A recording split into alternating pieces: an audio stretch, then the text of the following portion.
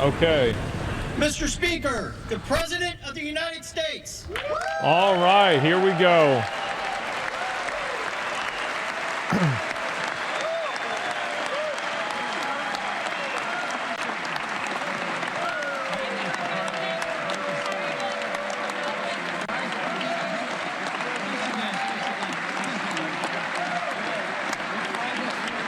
This is a new tie color? That is a new tie. I haven't seen that at all. He just totally ignored that guy. Yeah, see, they're not playing YMCA. It would be funny if they did do that.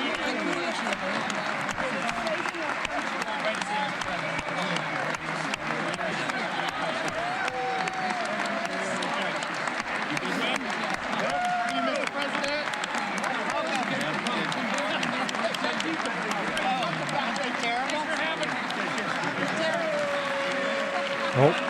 Nope.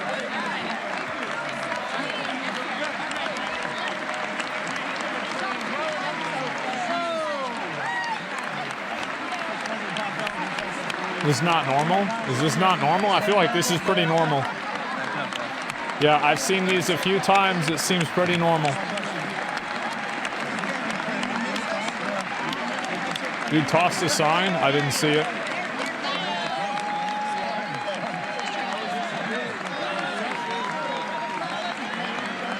Someone threw the sign. So it hasn't even started? People are wilding out?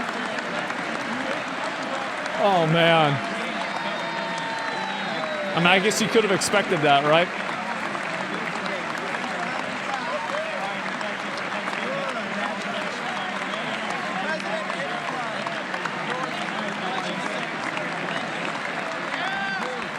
Content inbound? Yeah.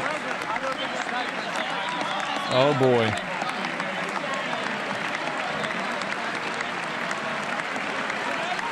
Trump had to take a different way to the event. Antifa was blocking the road. Is that true? Wait, what is that clown? Well, bro, that's a clown tie. What, you got that from fucking Nickelodeon? Look at that.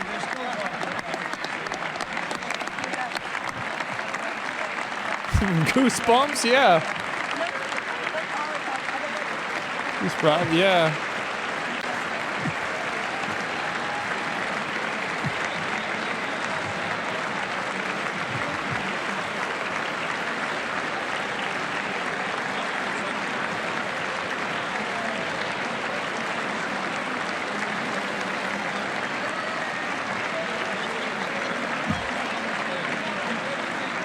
You never wore a bow tie? I never worn a bow tie in my life.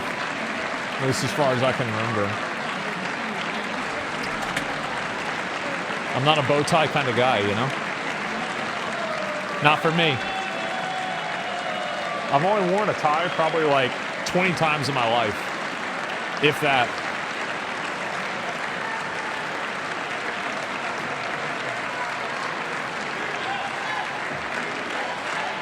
Uh-oh, here we go.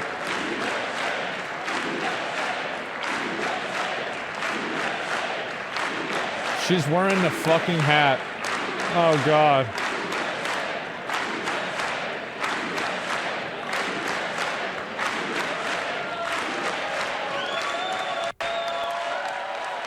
Okay, let's get it. We have the bingo, we're ready. Let's get it. I'm excited.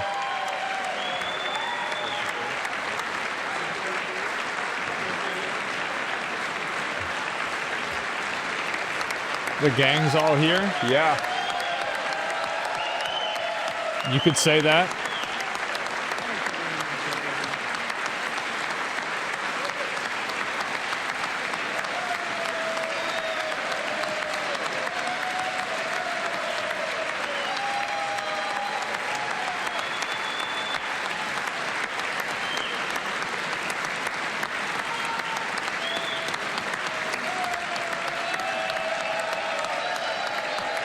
Oh boy.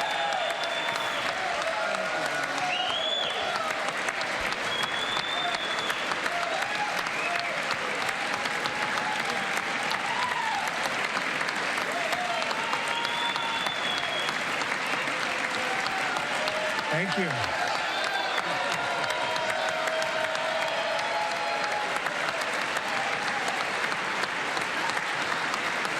7 minutes of straight clapping. Yep.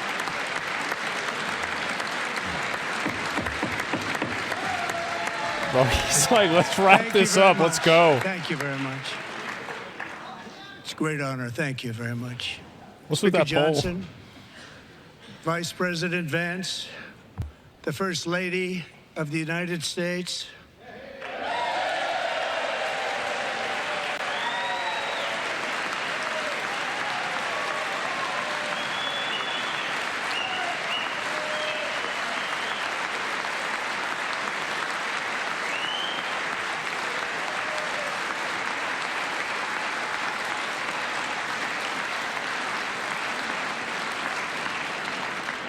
members of the United States Congress, thank you very much. And to my fellow citizens, America is back. Oh. I like how half of them are like standing up and super happy, and the other half are just fucking sitting there. Man. Was that on a bingo? I don't think it was, actually.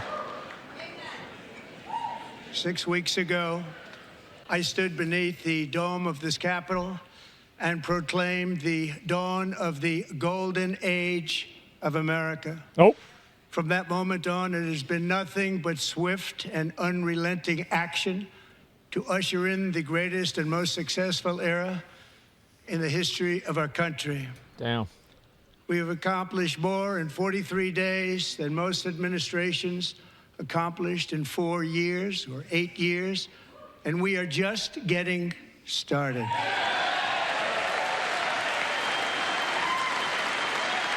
It's been 43 days, yep. 43 days of content.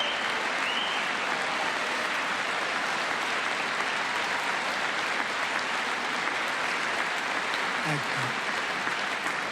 I return to this chamber tonight to report that America's momentum is back, our spirit is back, our pride is back, our confidence is back, and the American dream is surging bigger and better than ever before.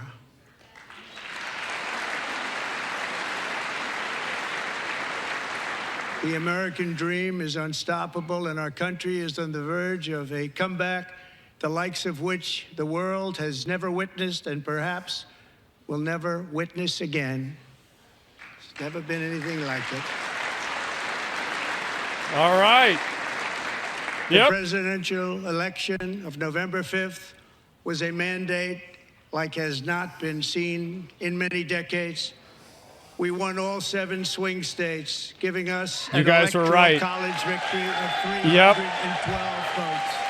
Yep, you guys were right. He brought it up within the first minute. What a surprise.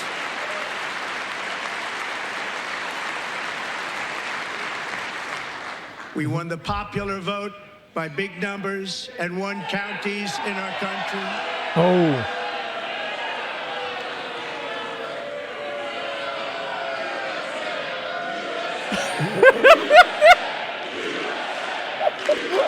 All right.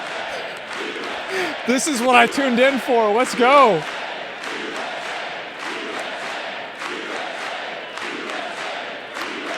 All right. And won counties in our country, 2,700 to 525, on a map that reads almost completely red for Republican. Uh-oh. Get him out. Now, for the first time in modern history, more Americans believe that our country is headed in the right direction than the wrong direction. In fact, it's an astonishing record, 27-point swing, the most ever. They're going crazy. It's a crash out. I think this is a crash out. I do. I feel like we've had a crash out at this point. Man. Likewise, Small business optimism saw its single largest one-month gain ever recorded. A 41-point jump. Oh, this is so good. Members are directed to uphold and maintain decorum Oh, in the God, House and yes. to cease any further disruptions. That's your warning. Yeah. Yeah. Members are engaging in willful and continuing breach of decorum, and the chair is prepared to direct the Sergeant-at-Arms to restore order to the joint session. This is a crash out. That guy with the cane, they're gonna have to come at him. It's the cane, yeah. I mean, we can have a fight club here? Let's do it.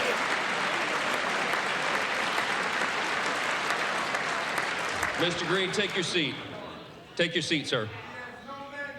Take your seat. Just shut the fuck Finding up. that members continue to engage in willful and concerted disruption of proper decorum, the chair now directs the Sergeant-at-Arms to restore order. Oh no. Remove this gentleman from the chamber. Get him out. Get him out. I believe that we got to crash out.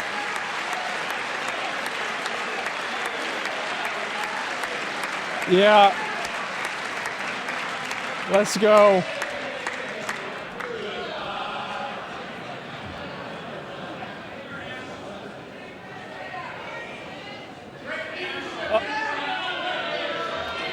Yeah.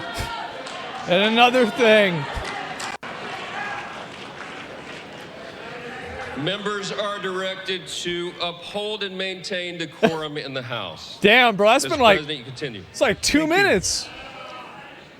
Over the past 6 weeks, I have signed nearly 100 executive orders and taken more than 400 executive actions, a record to restore common sense, You didn't even safety, talk about it. optimism, and wealth all across our wonderful land. The people elected me to do the job, and I'm doing it.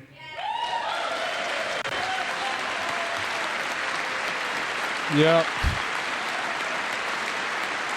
Common sense, yep. You knew it, I knew it, everybody knew it.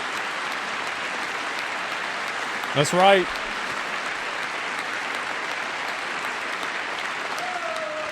In fact, it has been stated by many that the first month of our presidency, it's our presidency, is the most successful in the history of our nation.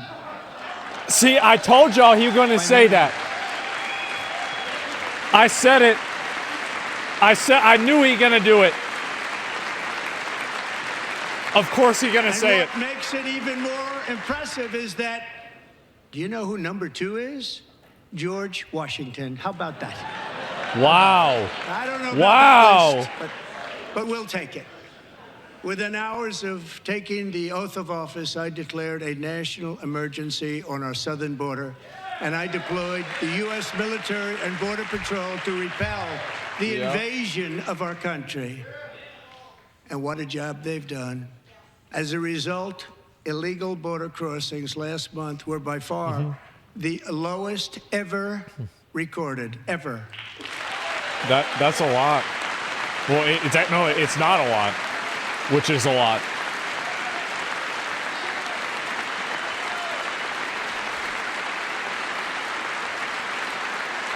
They heard my words and they chose not to come. Much easier that way. In comparison, under Joe Biden, the worst president in American history, there were hundreds of thousands of illegal crossings a month. And virtually all of them, including murderers, drug dealers, gang members, and people from mental institutions and insane asylums, were released into our country. Who would want to do that? This is my 5th such speech to Congress. And once again, I look at the Democrats in front of me, and I realize there is absolutely nothing I can say to make them happy, or to make them stand or smile or applaud. Nothing I can do. I could find a cure to the most devastating disease, a disease that would wipe out entire nations, or announce the answers to the greatest economy in history or the stoppage of crime to the lowest levels ever recorded. And these people sitting right here will not clap, will not stand, and certainly will not cheer for these astronomical achievements. They won't do it, no matter what. Oh, God. Five times I've been up here. It's very sad, and it just shouldn't be this way. They got the signs out and everything.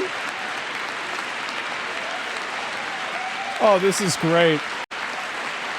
Hopefully we get another crash out. We got to have another one. So Democrats sitting before me, for just this one night, why not join us in celebrating so many incredible wins for America? Oh, no. For the good of our nation, let's work together and let's truly make America great again.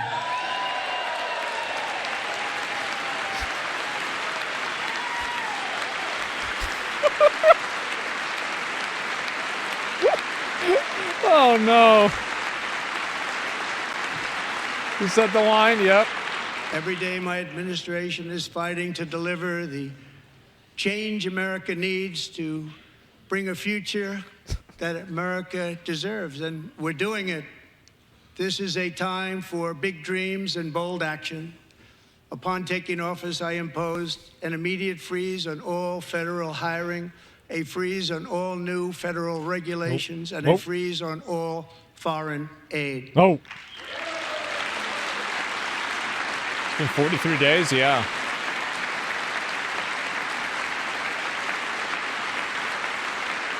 I terminated the ridiculous Green New Scam.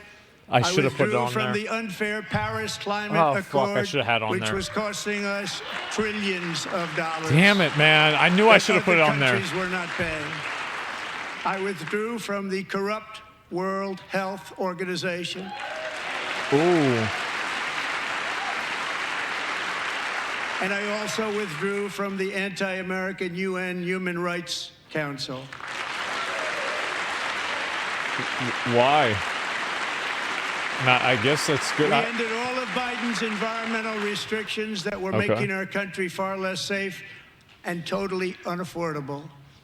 And importantly, we ended the last administration's insane electric vehicle mandate, saving our auto workers and companies from economic destruction.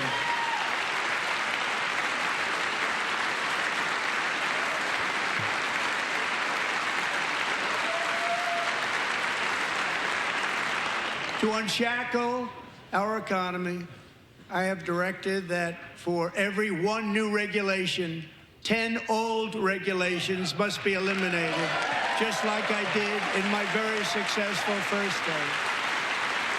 Right.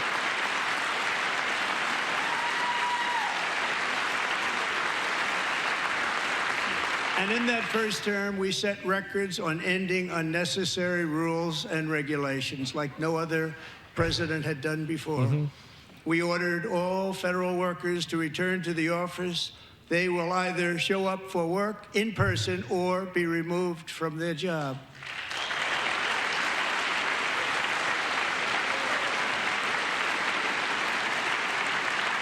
He's just trying to figure out new ways to get him fired.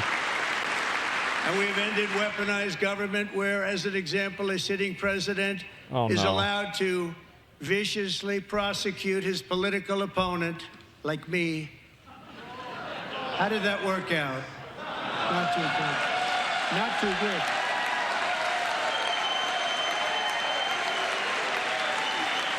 Oh, boy.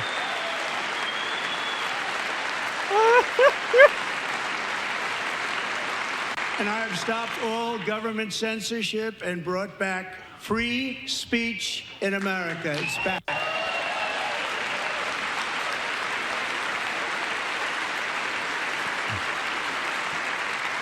More persecuted than Al Capone? And 2 days ago, that's what they I say. signed an order making English the official language of the United States. I don't know how the of fuck that America. wasn't already the case. How's English not the official language?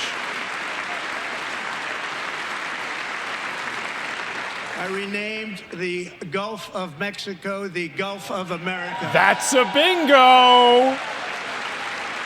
Oop.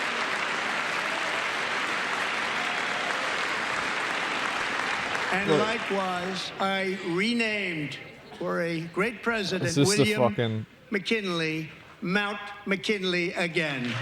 Man. Beautiful Alaska. We love Alaska.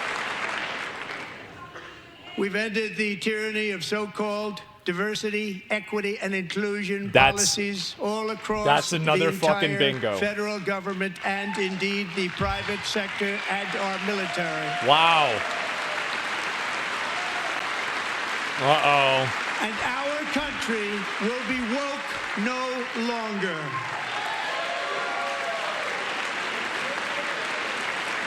Man. We believe that whether you are a doctor, an accountant, a lawyer, or an air traffic controller, you should be hired and promoted based on skill and competence, not race or gender. Yep. Very important. So important.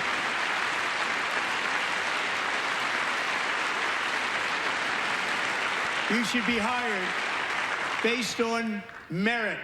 And the Supreme Court, in a brave and very powerful decision, has allowed us to do so. Thank you. Thank you very much.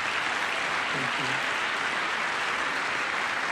you. We have removed the poison of critical race theory from our public schools. Remember this? And I signed an order making it the official policy of the United States government that there are only two genders, male and female.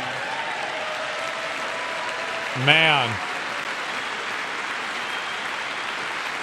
They're all holding up the false signs.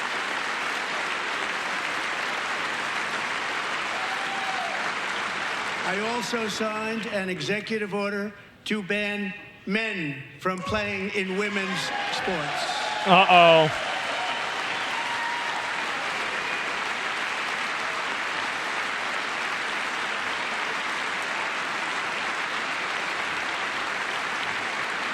The easy mode, yeah. Peyton McNabb was an all-star high school athlete, one of the best, preparing for a future in college sports. But when her girls' volleyball match was invaded by a male, he smashed the ball so hard in Peyton's face, causing traumatic brain injury, partially paralyzing her right side. What the fuck? And ending her athletic career. It was a shot like she's never seen before. She's never seen anything like it. Peyton is here tonight in the gallery, and Peyton, from now on, schools will kick the men off the girls' team, or they will lose all federal funding. Damn. Damn.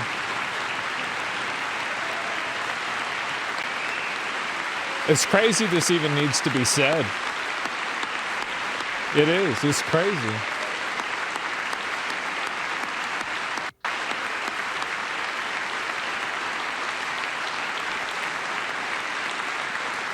It's sad, yeah. And if you really want to see numbers, just take a look at what happened in the women's boxing, weightlifting, track and field, swimming, or cycling, where a male recently finished a long-distance race 5 hours and 14 minutes ahead of a woman for a new record by 5 hours. Broke the record by 5 hours. Wow. It's demeaning for women, and it's very bad for our country. We're not going to put up with it any longer. What an unforced error.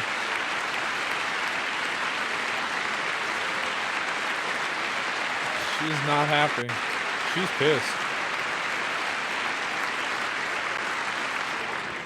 What I have just described is only a small fraction of the common sense revolution that is now, because of us, sweeping the entire world. Common sense has become a common theme, and we will never go back. Never. Never going to let that happen. Among my very highest priorities is to rescue our economy and get dramatic and immediate relief to working families. As you know, we inherited from the last administration an economic catastrophe and an inflation nightmare. Their policies drove up energy prices, pushed up grocery He's talking about costs, Biden. and drove the necessities of life out of reach for millions and millions of Americans. They've never had anything like it. We suffered the worst inflation in 48 years, but perhaps even in the history of our country. They're not sure. As president, I'm fighting every day to reverse this damage and make America affordable again. How about that?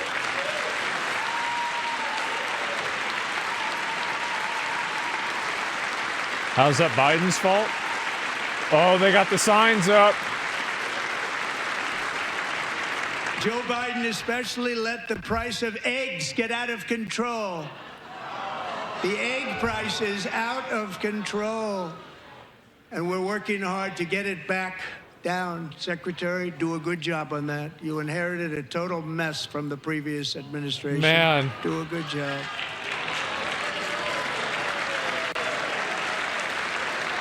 I got bingo, you did? We're going to look at it at the end. A major focus of our fight to defeat inflation is rapidly reducing the cost of energy. The previous administration cut the number of new oil and gas leases by 95%, slowed pipeline construction to a halt, and closed more than 100 power plants. We are opening up many of those power plants right now.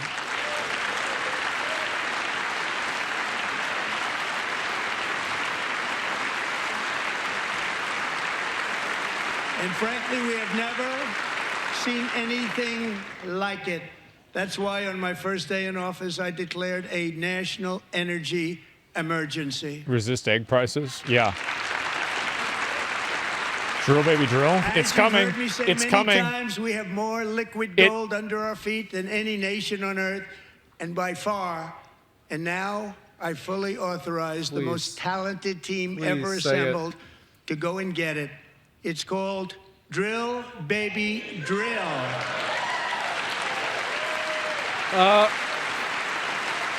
The meme.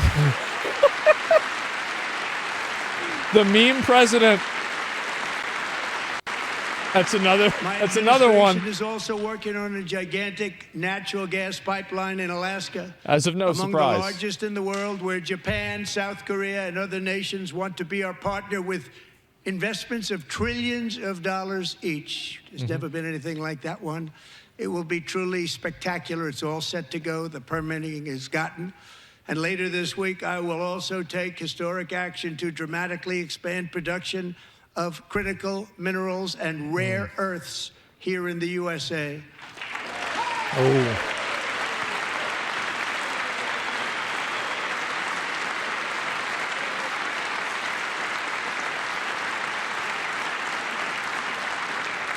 To further combat inflation, we will not only be reducing the cost of energy, but will be ending the flagrant waste of taxpayer dollars.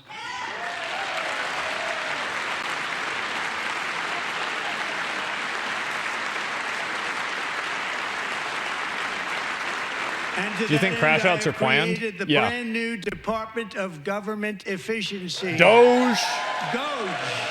Perhaps you've heard of it. Perhaps. I can't believe they memed this into existence. Which is headed by Elon Musk, who is in the gallery tonight. Man, you hear all the boos? Ooh. Oh no. Is she on her phone? Thank you, Elon. He's working very hard. He didn't need this. He's not going to wave. Need this. Yeah, last time he did that. Thank you very much. We appreciate it. Everybody here, even this side, appreciates it, I believe. Oh. They just don't want to admit that. Just listen to some of the appalling waste we have already identified. Oh, God. $22 billion from HHS to provide free housing and cars for illegal aliens. $45 million for diversity, equity, and inclusion scholarships in Burma. $40 million to improve the social and economic inclusion of sedentary migrants. Nobody knows what that is. $8 million to promote LGBTQI+ in the African nation of Lesotho, which nobody has ever heard of. $60 million for indigenous peoples and Afro-Colombian empowerment in Central America. $60 million. $8 million for making mice transgender. This is real. Oh, no. $32 million for a left-wing propaganda operation in Moldova. $10 million for male circumcision in Mozambique.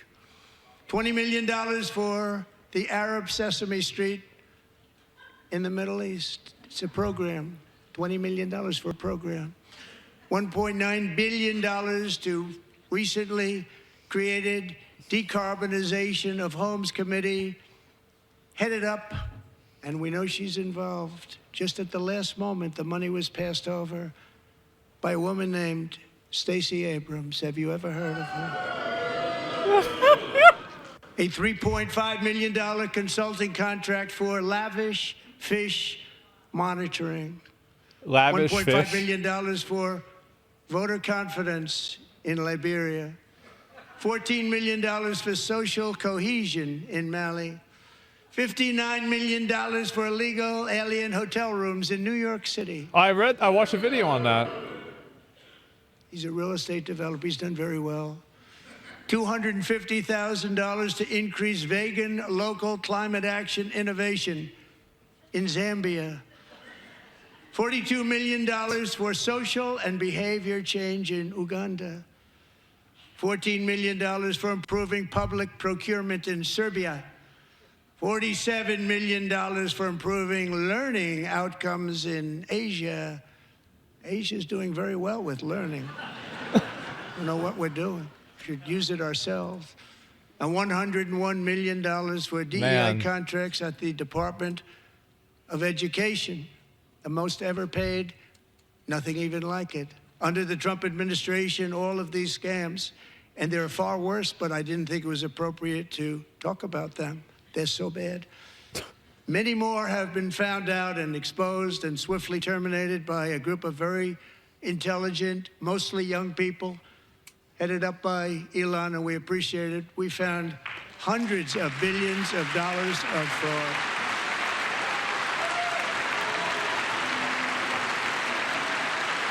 Big balls. Big balls. Let's go.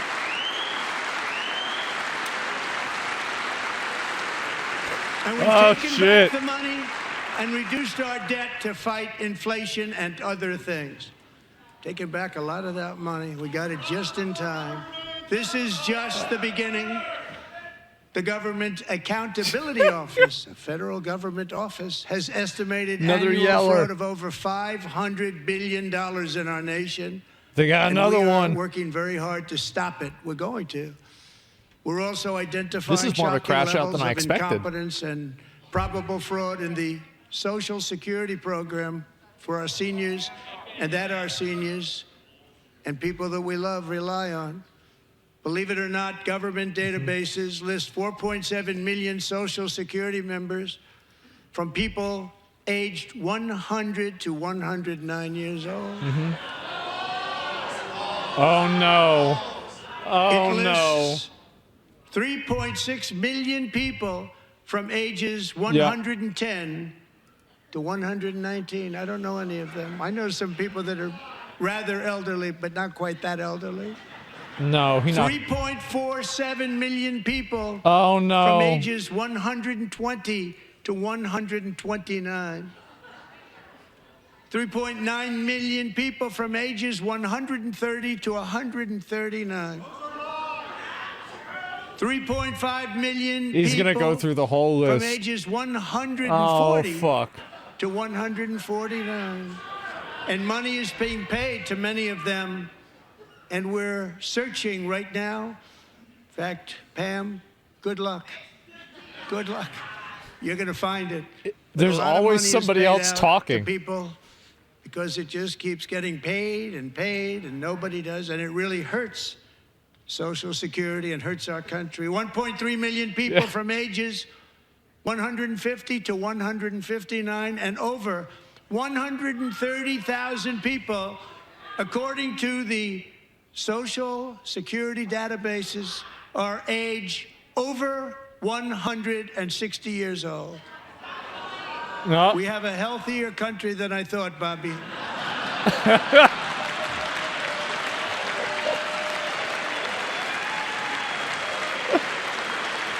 Man.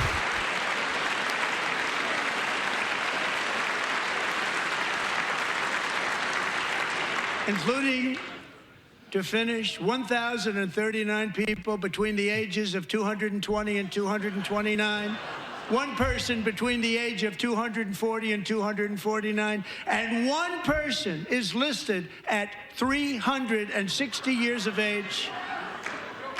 More than 100 years older than our country. But we're going to find out where that money's going, and it's not going to be pretty. By slashing all of the fraud, waste, and theft, Someone said Joe Biden.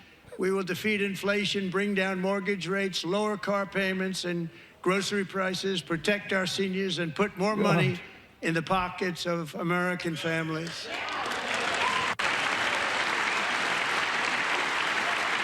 Look at her waving it around, bro.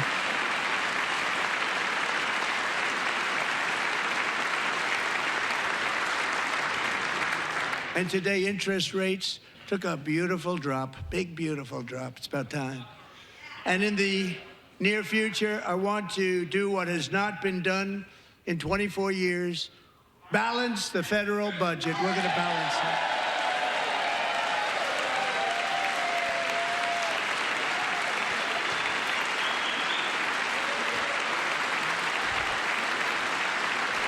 Nancy's the one. She's the one on there? Yeah.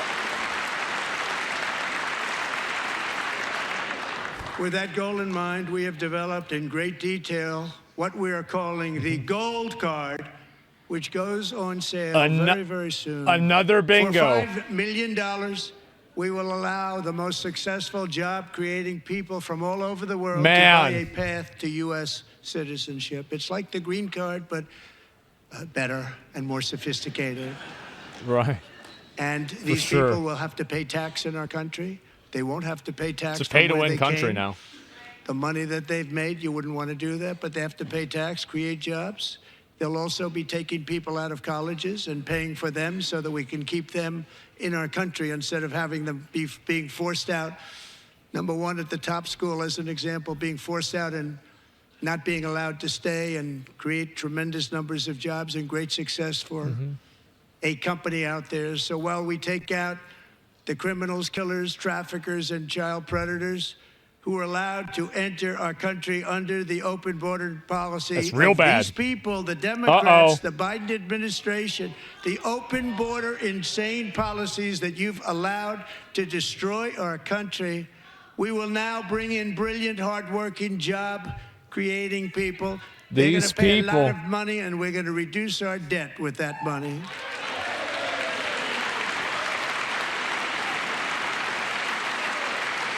Oh, he got some of them. He got some of them over there. The rest of them got the signs up. Americans have given us a mandate for bold and profound change.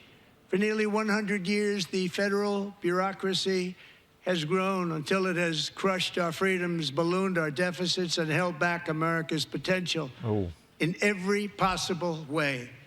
The nation founded by pioneers and risk-takers now drowns under millions and millions of pages of regulations and debt. Approvals that should take 10 days to get instead take 10 years, 15 years, and even 20 years before you're rejected. Meanwhile, we have hundreds of thousands of federal workers who have not been showing up to work. My administration will reclaim power from this unaccountable bureaucracy, and we will restore true democracy to America again. Why are they in all pink? Because Trump did something that's bad to women, I think. That's what it's in solidarity of women. And any federal bureaucrat who resists this change will be removed from office immediately. Because we are draining the swamp. It's very simple. And the days of rule by unelected bureaucrats are over.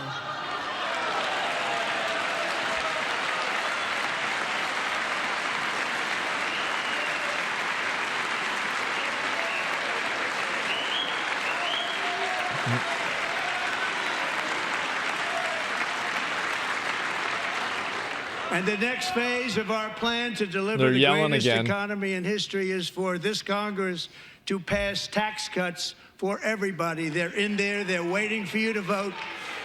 And I'm sure that the people on my right, I don't mean the Republican right, but my right here, I'm sure you're going to vote for those tax cuts, because otherwise I don't believe the people will ever vote you into office. So I'm doing you a big favor by telling you that.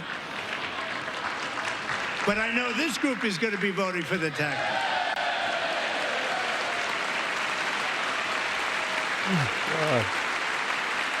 Oh, God. Crash out? It's already been a crazy level crash out. Thank you. It's a very, very big part of our plan. We had tremendous success in our first term with it. A very big part of our plan. We're seeking permanent income tax cuts all across the board. And to get urgently needed relief to Americans hit especially hard by inflation, I'm calling for no tax on tips, no tax on overtime, and no tax on Social Security benefits for our great seniors.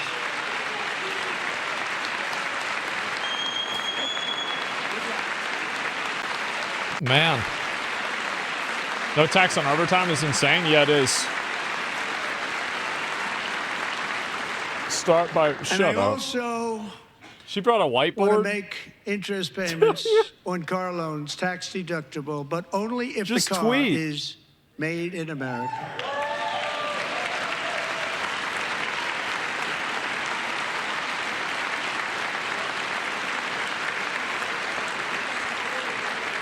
And by the way, we're going to have growth in the auto industry like nobody's ever seen. Plants are opening up all over the place. Deals are being made. Never seen. That's a combination of the election win and tariffs. It's a beautiful word, isn't it? That, along with our other policies, will allow our auto industry to absolutely boom. It's going to boom. Spoke to the majors today, all three, the top people, and they're so excited. In fact, already numerous car companies have announced that they will be building massive automobile plants in America, with Honda just announcing a new plant in Indiana, one of the largest anywhere in the world.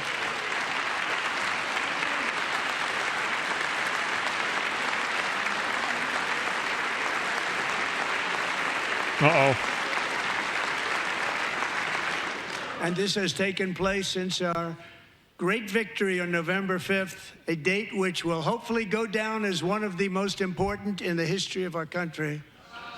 Now he's looking at him again. Please say it's the third election you won. In addition, as part of our tax cuts, we want to cut taxes on domestic production and all manufacturing. And just as we did before, we will provide 100% expensing. It will be retroactive to January 20th, 2025.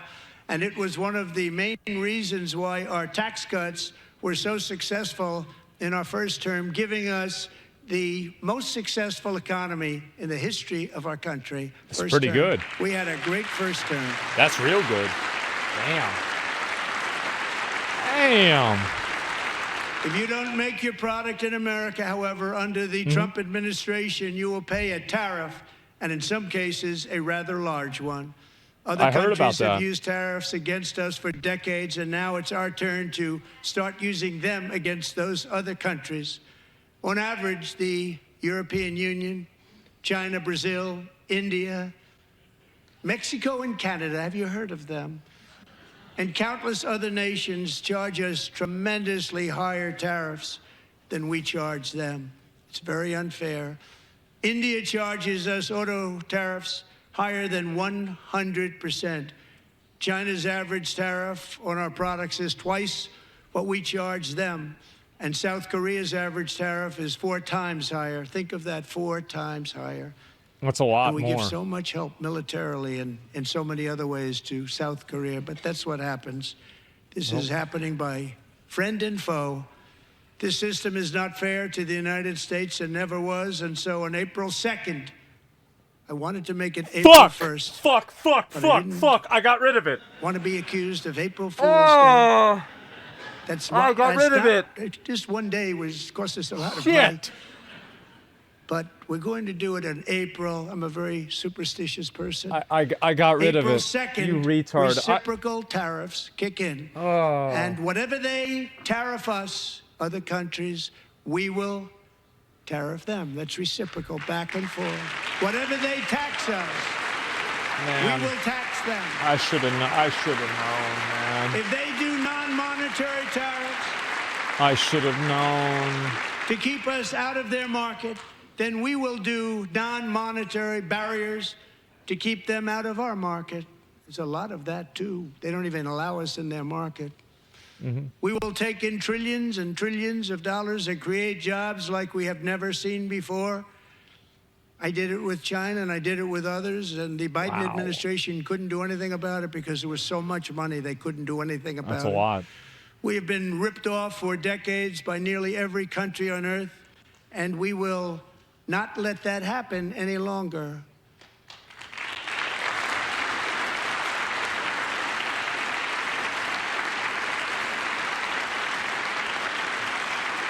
Much has been said over the last 3 months about Mexico and Canada, but we have very large deficits with both of them. But even more importantly, they've allowed fentanyl to come into our country at levels never seen before, killing You gonna hundreds cry? of thousands of our citizens and many very young, beautiful people, destroying families.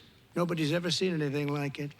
They are, in effect, receiving subsidies of hundreds of billions of dollars. We pay subsidies to Canada and to Mexico of hundreds of billions of dollars. That's and a lot the of United money. States will not be doing that any longer. We're not going to do it any longer.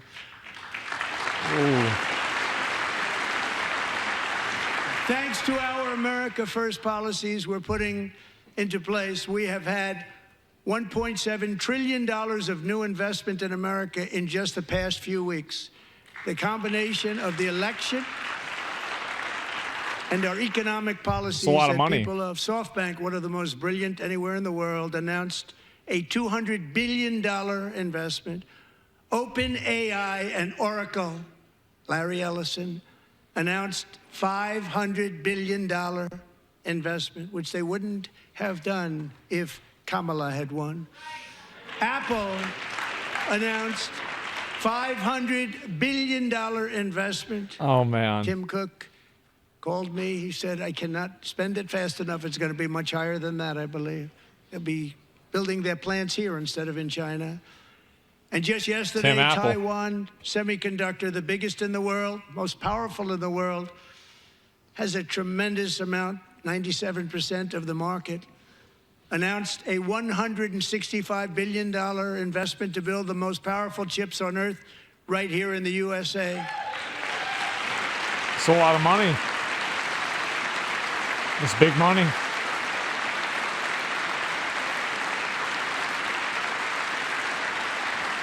And we're not giving them any money. Your CHIPS Act is a horrible, horrible thing. We give hundreds of billions of dollars, and it doesn't mean a thing. They take our money and they don't spend it. Nope. All that meant to them, we're giving them no money.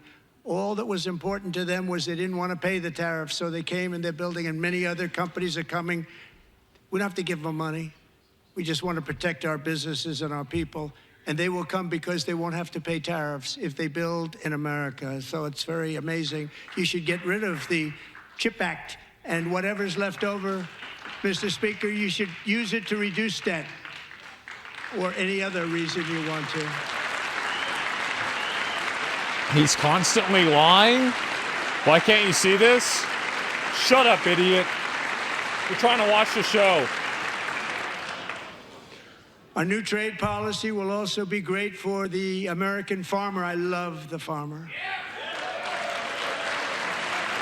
Who will now be selling into our home market, the USA, because nobody is going to be able to compete with you.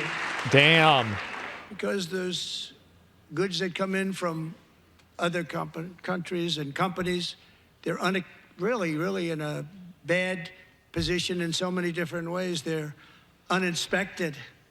They may be very dirty and disgusting, and they come in and they pour in, and they hurt our American farmers. The tariffs will go on agricultural product coming into America, and our farmers, starting on April 2nd, it may be a little bit of an adjustment period. We had that before when I made the deal with China, $50 billion of purchases, and I said, just bear with me, and they did. They did. Probably have to bear with me again, and this will be even better. That was great. The problem with it was that Biden didn't enforce it. He didn't enforce it. $50 billion of purchases. And we were doing great, but Biden did not enforce it, and it hurt our farmers. But our farmers are going to have a field day right now. So to our farmers, have a lot of fun. I love you too. I love you too. Man. It's gonna happen.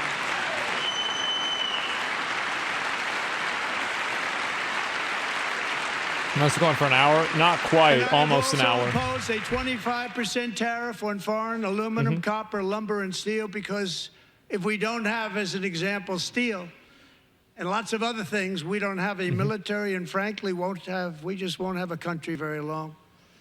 Here today is a proud American steelworker, fantastic person from Decatur, Alabama.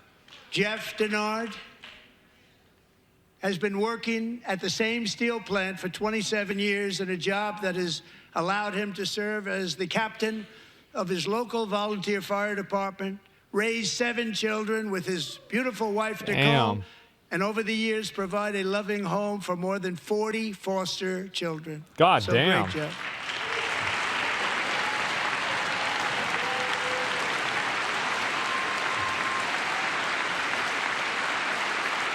Thank you, Jeff.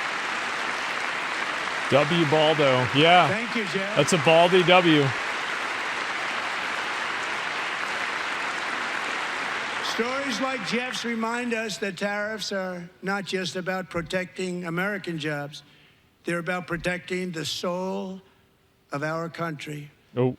Tariffs are about making America rich again and making America great again, and it's happening, and it will happen rather quickly. There'll be a little disturbance, but we're okay with that. It won't be much. No, you're not. Oh. And look where Biden took us, very low, the lowest we've ever been. Jeff, I want to thank you very much. And I also want to recognize another person who has devoted herself to foster care community. She works so hard on it. A very loving person, our magnificent First Lady of the United States.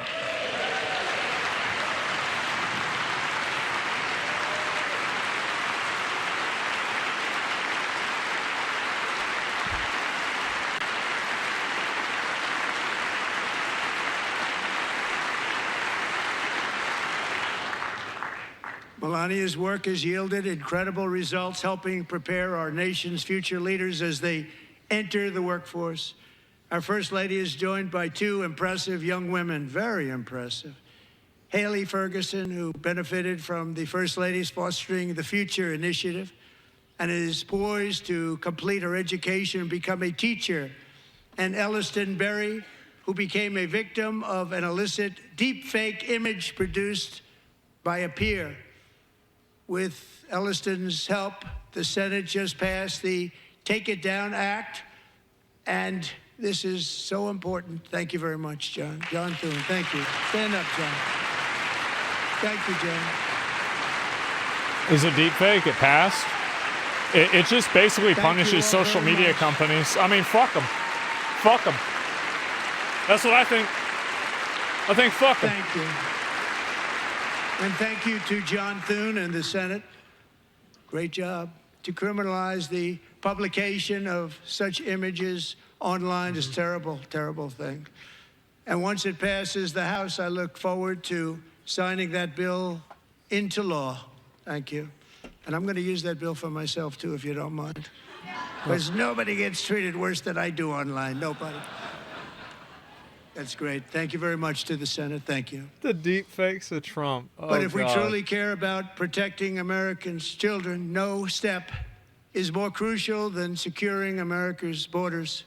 Over the past 4 years, 21 million people poured into the United States. Many of them were murderers, human traffickers, gang members, and other criminals from the streets of dangerous cities all throughout the world.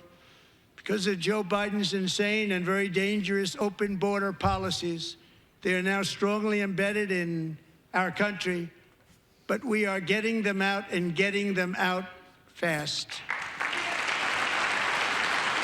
The pointing's wild? Yeah, it is.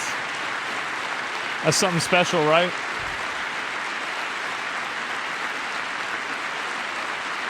And I want to thank Tom Homan and Christy. I want to thank you and Paul of Border Patrol. I want to thank you. What a job they've all done. Everybody, Border Patrol, ICE, law enforcement in general is incredible. We have to take care of our law enforcement. Yeah, people like him. Have to.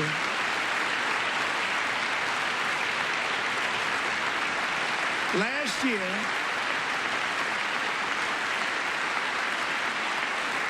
a brilliant 22-year-old nursing student named Laken Riley, the best in her class, admired by everybody, went out for a jog on the campus of the University of Georgia. That morning, Laken was viciously attacked, assaulted, beaten, brutalized, and horrifically murdered. Laken was stolen from us by a savage illegal alien gang member. Damn. Who was arrested while trespassing across Biden's open southern border and then set loose into the United States under the heartless policies of that failed administration. It was indeed a failed administration. He had then been arrested and released in a Democrat-run sanctuary city, a disaster, before ending the life of this beautiful young angel. With us this evening are Laken's beloved mother, Allison, and her sister, Lauren.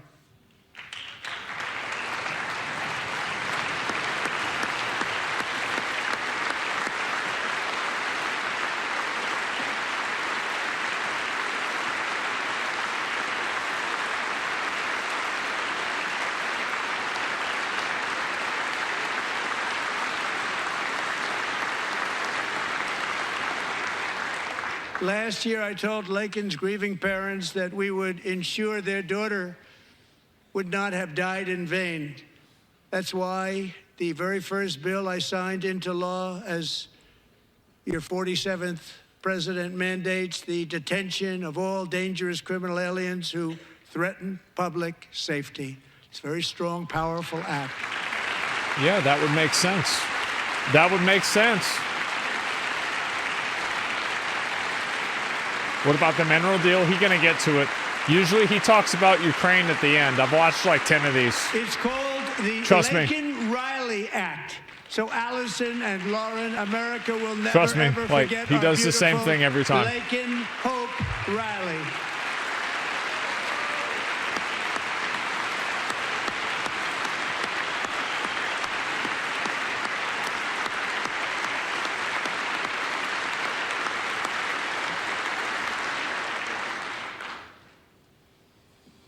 Thank you very much. I promise, for sure.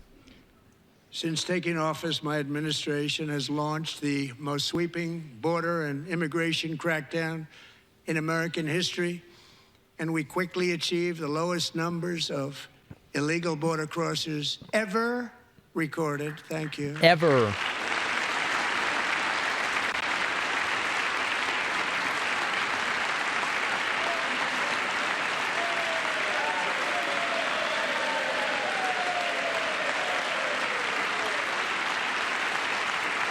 The media and our friends in the Democrat Party kept saying we needed new legislation. We must have legislation to secure the border.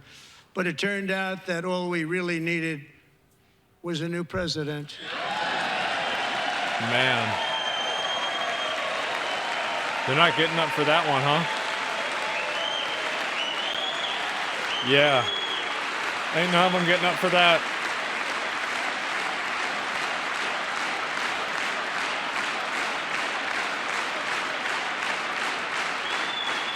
Thank you. Joe Biden didn't just open our borders, he flew illegal aliens over them to overwhelm our schools, hospitals, and communities throughout the country. Entire towns like Aurora, Colorado, and Springfield, Ohio, buckled under the weight of the migrant occupation and corruption like nobody's ever seen before. Beautiful towns destroyed.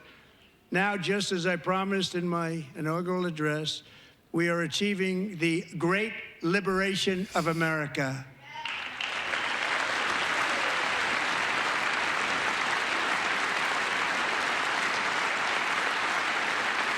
But there still is much work to be done. Here tonight is a woman I have gotten to know, Alexis Nungary from Houston. Wonderful woman. Last June, Alexis's 12-year-old daughter, her precious Jocelyn, walked to a nearby convenience store. She was kidnapped, tied up, assaulted for 2 hours under a bridge, and horrifically murdered. What Arrested the fuck? and charged with this heinous crime are 2 illegal alien monsters from Venezuela, released into America by the last administration through their ridiculous open border. The death of this beautiful 12-year-old girl and the agony of her mother and family touched our entire nation greatly. Alexis, I promised that we would always remember your daughter, your magnificent daughter, and earlier tonight, I signed an order keeping my word to you. One thing I have learned about Jocelyn is that she loved animals so much. She loved nature. Across Galveston Bay, from where Jocelyn lived in Houston, you will find a magnificent national wildlife refuge, a pristine, peaceful, 34,000-acre sanctuary for all of God's creatures on the edge of the Gulf of America. Alexis, moments ago, I formally renamed that refuge in loving memory of your beautiful daughter, Jocelyn. So, Mr. Vice President, if you would, may I have the order? Oh my, didn't I say he wasn't gonna do this? Fuck, man. He did it. I was like, there's no way it's gonna happen. I didn't even think of him doing this? No.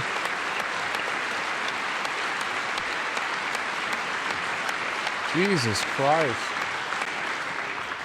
Thank you very much. All 3 savages charged with Jocelyn and Lakin's murders were members of the Venezuelan prison gang, the toughest gang, they say, in the world, known as Tren de Aragua. 2 weeks ago, I officially designated this gang, along with MS-13 and the bloodthirsty Mexican drug cartels, as foreign terrorist organizations. Oh.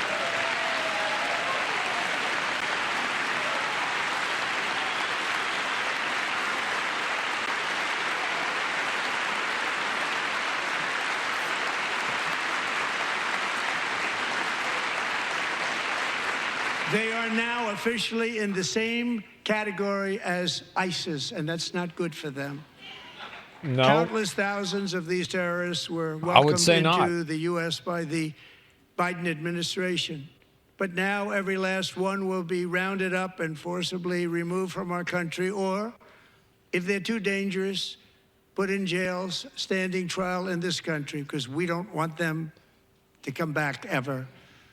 With us this evening is a warrior on the front lines of that battle, Border Patrol Agent Roberto Ortiz. There he is.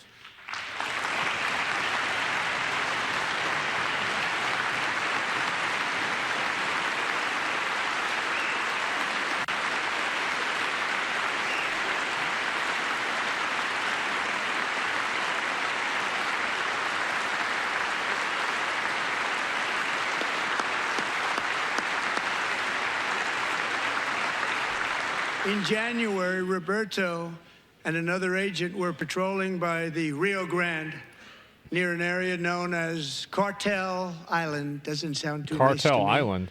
When heavily sounds like a bad place. Gunmen started shooting at them. Roberto saw that his partner was totally exposed, at great danger, and he leapt into action, returning fire and providing crucial seconds for his fellow agent to seek safety, just barely. I have some of the prints of that event, and it was not good. Agent Ortiz, we salute you for your great courage and for your line of fire that you took and for the bravery that you showed. We honor you, and we will always honor you. Thank you, Roberto, very much. What a nice guy.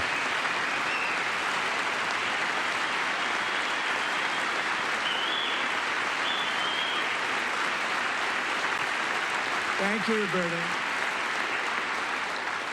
And I actually got to know him on my many calls. Imagine being against that. To the border. He's a great gentleman. I'll get to read that on Twitter tonight. The territory to the immediate south of our border is now dominated entirely by criminal cartels that murder, rape, torture, and exercise total control. They have total control over a whole nation, posing a grave threat to our national security. The cartels are waging war in America, and it's time for America to wage war on the cartels, which we are doing.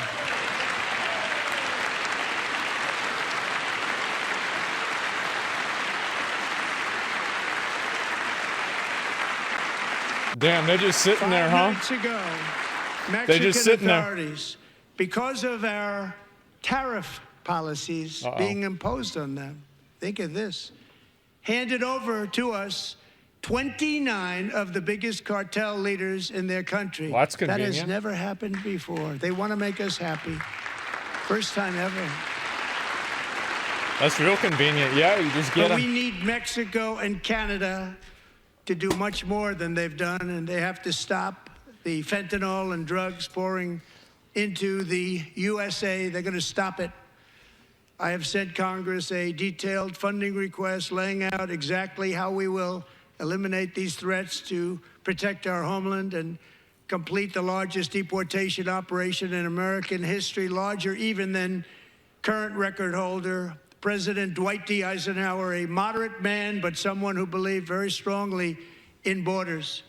Americans expect Congress to send me this funding without delay so I can sign it into law. So, Mr. Speaker, John Thune, both of you, I hope you're going to be able to do that, Mr. Speaker. Thank you. Mr. Leader, thank you. Thank you very much. And let's get it to me. I'll sign it so fast, you won't even believe it. Oh, boy.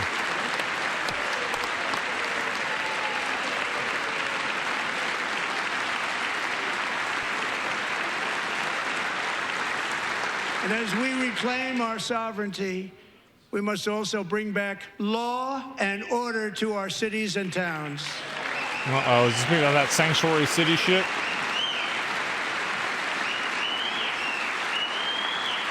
In recent years, our justice system has been turned upside down by radical left lunatics. Many jurisdictions virtually ceased enforcing the law. I love how they basically just got tired of yelling. Repeat offenders while They're just sitting there weaponizing law now. enforcement against political opponents like me. My administration has acted swiftly and decisively to restore fair, equal, and impartial justice under the constitutional rule of law, starting at the FBI and the DOJ. Pam, good luck. Cash, wherever you may be, good luck. Good luck. Pam Bondi. The Epstein files, what about that? Good luck. So important. Going to do a great job. Cash, There he is. Thank you, Cash.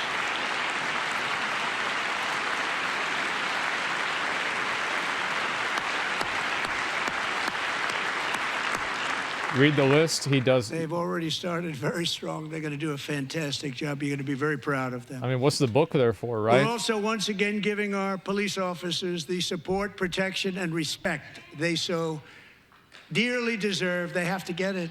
They have such a hard, dangerous job. Yeah, what's We're in going the to make it binder? less dangerous. The problem is the bad guys don't respect the law, but they're starting to respect it, and they soon will respect it. There's no way. This also includes no our great way. fire departments throughout the country. Our firemen and women are unbelievable people, and we'll never forget them. And besides that, they voted for me in record numbers, so I have no choice.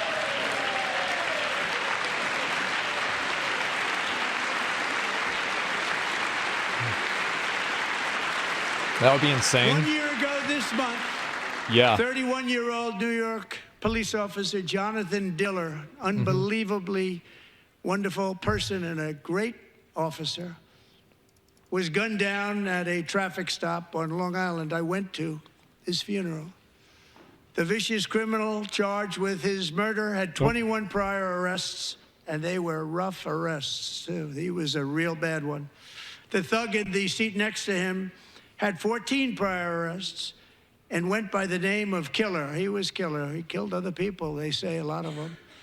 I attended Officer Diller's service, and when I met his wife and one-year-old son, Ryan, it was very inspirational, actually. His widow's name is Stephanie, and she is here tonight. Stephanie, thank you very much, Stephanie. Damn. Thank you very much.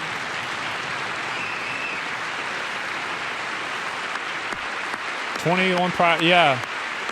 Catch and release. It's just like a fish. How does this happen? Stephanie, we're going to make sure that Ryan knows his dad was a true hero, New York's finest, and we're going to get these cold-blooded killers and repeat offenders off our streets, and we're going to do it fast. Got to stop it.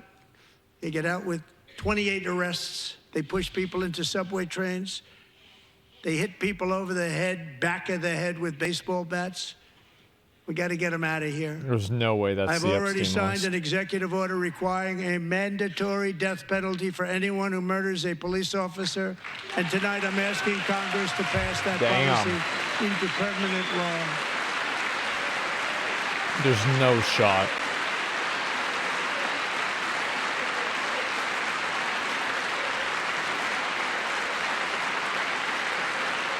I'm also asking for a new crime bill getting tough on repeat offenders while enhancing protections for America's police officers. Is that a yeller again? So they can do their jobs without fear of their lives being totally destroyed. Another yeller? They don't want to be killed. We're not going to let them be killed. Joining us in the gallery tonight is a young man who truly loves our police. His name is DJ Daniel. He is 13 years old, and he has always dreamed of becoming a police officer.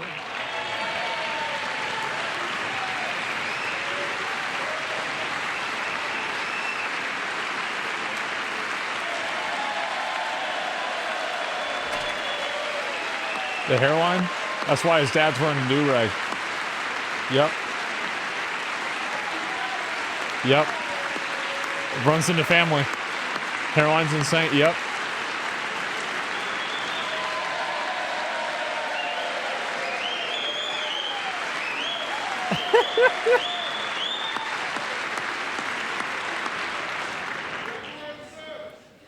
But in 2018, DJ was diagnosed with brain cancer. Oh. The doctors gave him 5 months at most to live. That was more than 6 years ago.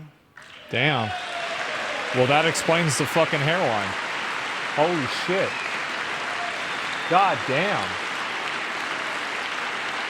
Wow.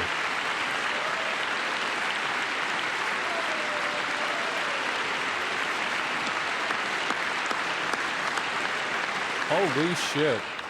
Since that time, DJ and his dad have been on a quest to make his dream come true, and DJ has been sworn in as an honorary law enforcement officer, actually a number of times. The police love him, the police departments love him. And tonight, DJ, we're going to do you the biggest honor of them all.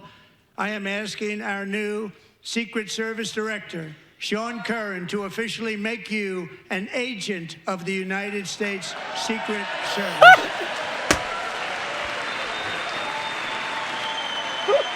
Oh my God. Bro, the content president. Oh shit.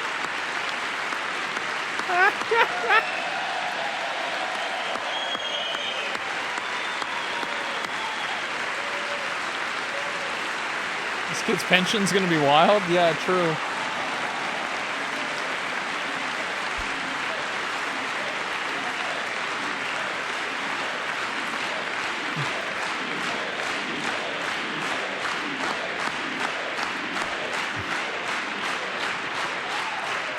Man. Thank you, DJ. That was the guy that was shielding Trump? Oh, yeah. DJ's doctors believe his cancer likely came from a chemical he was exposed to when he was younger. Since 1975, rates of child cancer have increased by more than 40%. That's a lot. Reversing this trend is one of the top priorities for our new presidential commission to make America healthy again, chaired by our new Secretary of Health and Human Services, Robert F. Kennedy, Jr.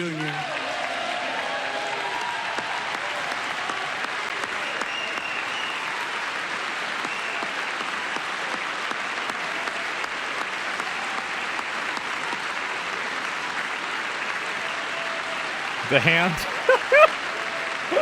Oh, right. Yeah, forgot about that. It's another With the name one. Kennedy, you would have thought everybody over here would have been cheering. How quickly they forget. Our goal is to get toxins out of our environment, poisons out of our food supply, and keep our children healthy and strong.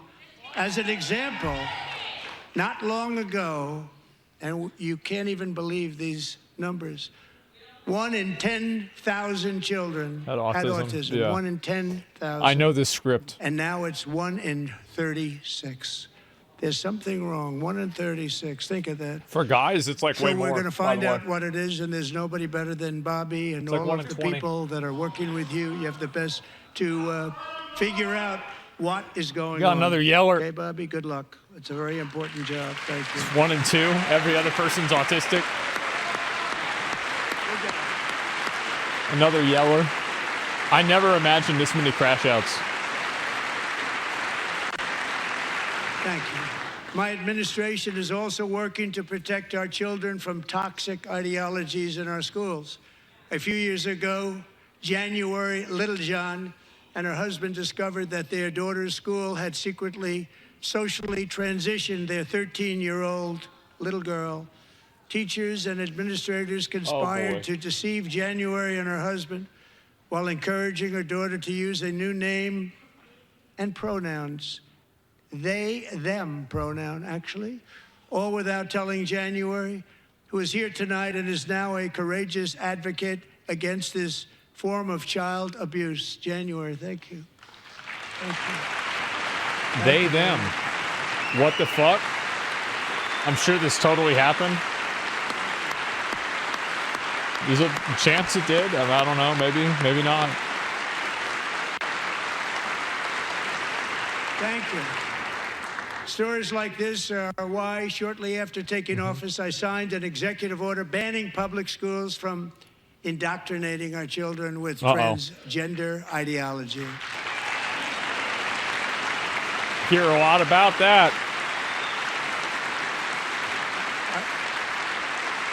I also signed an order to cut off all taxpayer funding to any institution that engages in the sexual mutilation of our youth. That's bad. Yeah. These are the easy W's. And now I want Congress to pass a bill permanently banning and criminalizing sex changes on children and forever ending the lie that any child is trapped in the wrong body. This is a big lie. Man. And our message to every child in America is that you are perfect exactly the way God made you.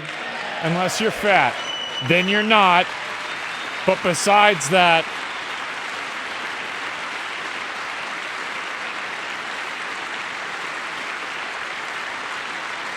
Because we're getting wokeness out of our schools and out of our military, and it's already out, and it's out of our society. We don't want it.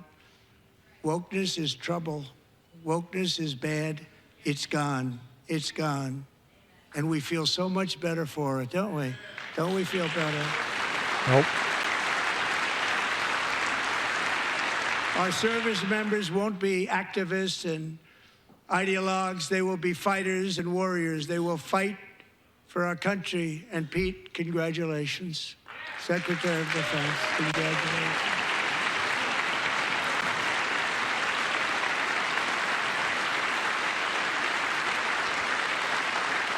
There he is. And he's not big into the woke movement, I can tell you.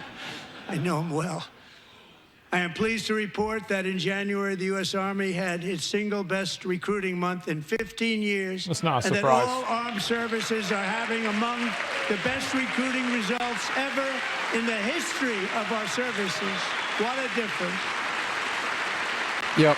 Not a surprise at all. And you know, it was just a few months ago where the results were exactly the opposite. We couldn't recruit anywhere. We couldn't recruit. Now we're having the best results just about that we've ever had. What a tremendous turnaround. It's really a beautiful thing to see. People love our country again. It's very simple. They love our country, and they love being in our military again. So it's a great thing, and thank you very much. Great job. Damn. Damn.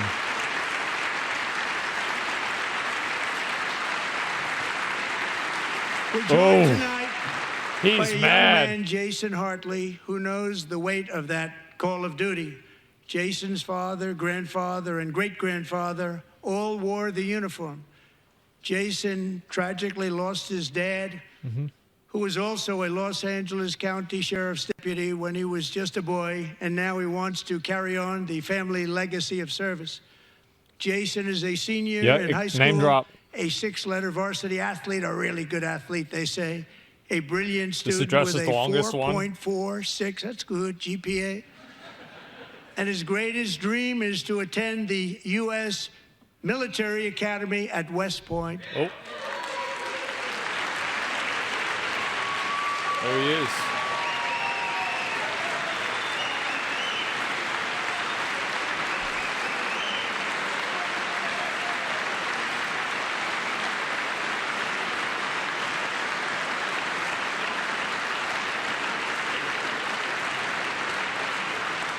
And Jason, that's a very big deal getting in. That's a hard one to get into. But I'm pleased to inform you that your application has been accepted. You will soon be joining the Corps of Cadets. The content president. Oh my God. Man.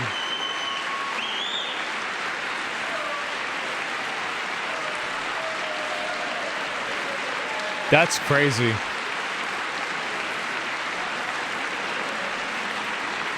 And he hasn't even brought up Ukraine yet either. Like, I think we're only like 60% done. Thank you.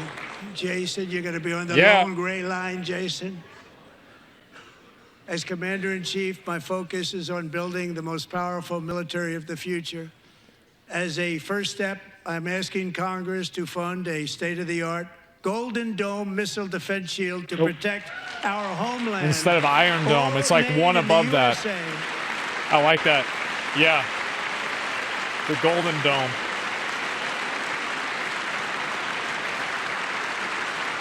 And Ronald Reagan wanted to do it long ago, but the technology just wasn't there, not even close. But now we have the technology. It's incredible, You actually. got the Golden Arches and the Golden and Dome. other places they have it. Israel has it.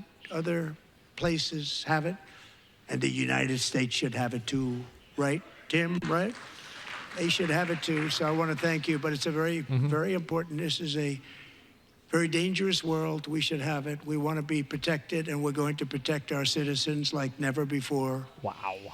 To boost our defense industrial base, we are also going to resurrect the American shipbuilding industry, including commercial shipbuilding and military shipbuilding. More boats.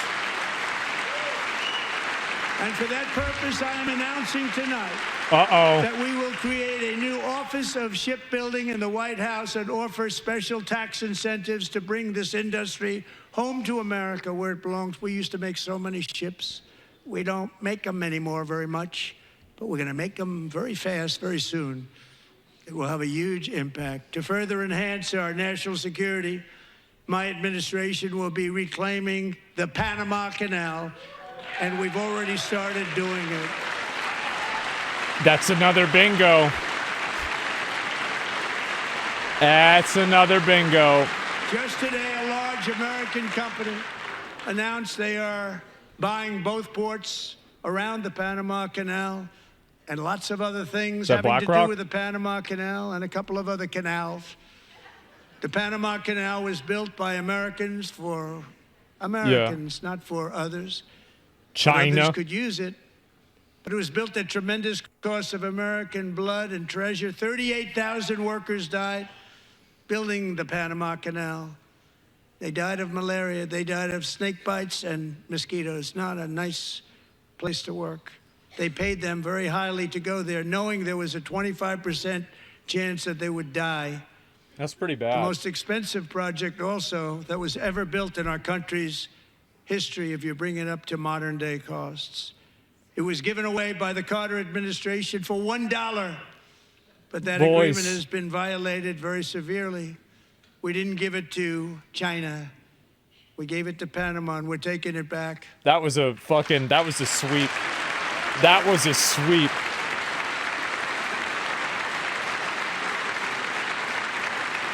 We got the whole, we knew it was going to happen.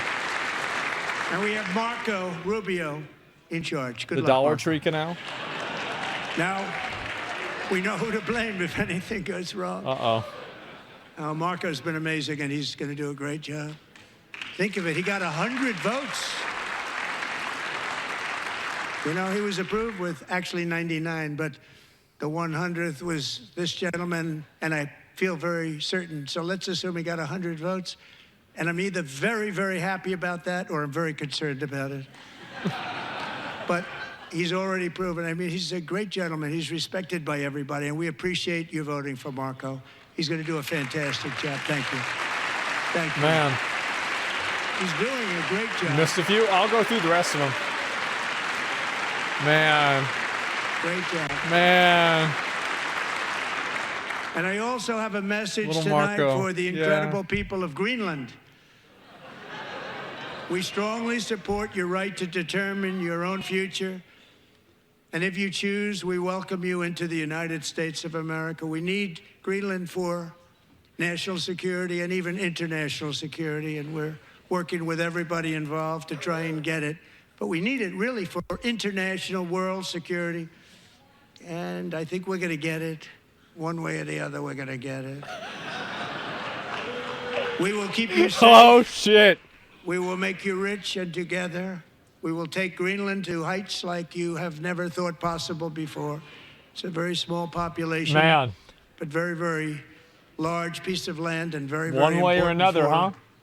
military security. Is that right? America is once again standing strong against the forces of radical Islamic terrorism. Nope. 3.5 years ago, ISIS terrorists killed 13 American service members and countless others in the Abbey Gate bombing during the disastrous and incompetent withdrawal from Afghanistan. Not that they were withdrawing, it was the way they withdrew. Perhaps the most embarrassing moment in the history of our country. Who Tonight, did that? I'm pleased to announce that we have just apprehended the top terrorist responsible for that atrocity. And he is right now on his way here to face the swift sword of American justice. What?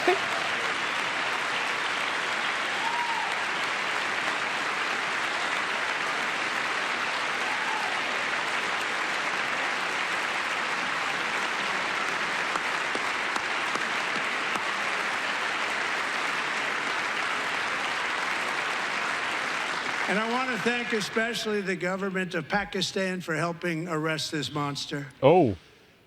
This was a very momentous Pakistan day W. for those 13 families who I actually don't hear got that to a know lot. very well, most of them, whose children were murdered, and the many people that were so badly, over 42 people, so badly injured on that fateful day in Afghanistan. What a horrible day. Such incompetence was shown that when Putin saw what happened, I guess he said, wow, maybe this is my chance. That's how bad it was. Should have never happened. Grossly incompetent people. Here I it spoke to comes. many of the parents and loved ones, and they're all in our hearts tonight. Just spoke to them on the phone. We had a big call.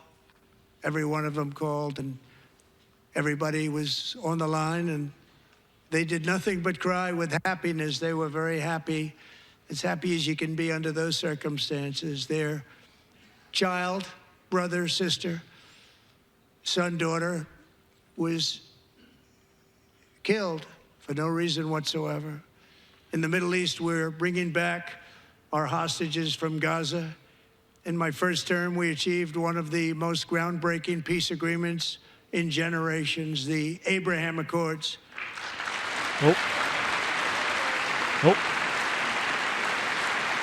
Greenland, one way or another, is diabolical. One way or another.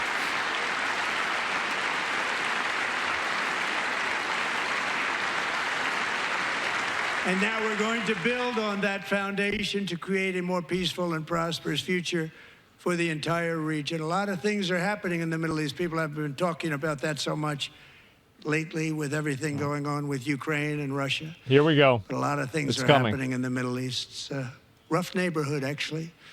I'm also working tirelessly to end the savage conflict in Ukraine. Yep. Here we go. Millions of Ukrainians and Russians have been needlessly killed or wounded in this horrific and brutal conflict with no end in sight. Yeah. The United States has sent hundreds of billions of dollars to support Ukraine's defense. I've seen that. With no security, with no anything. Here we go.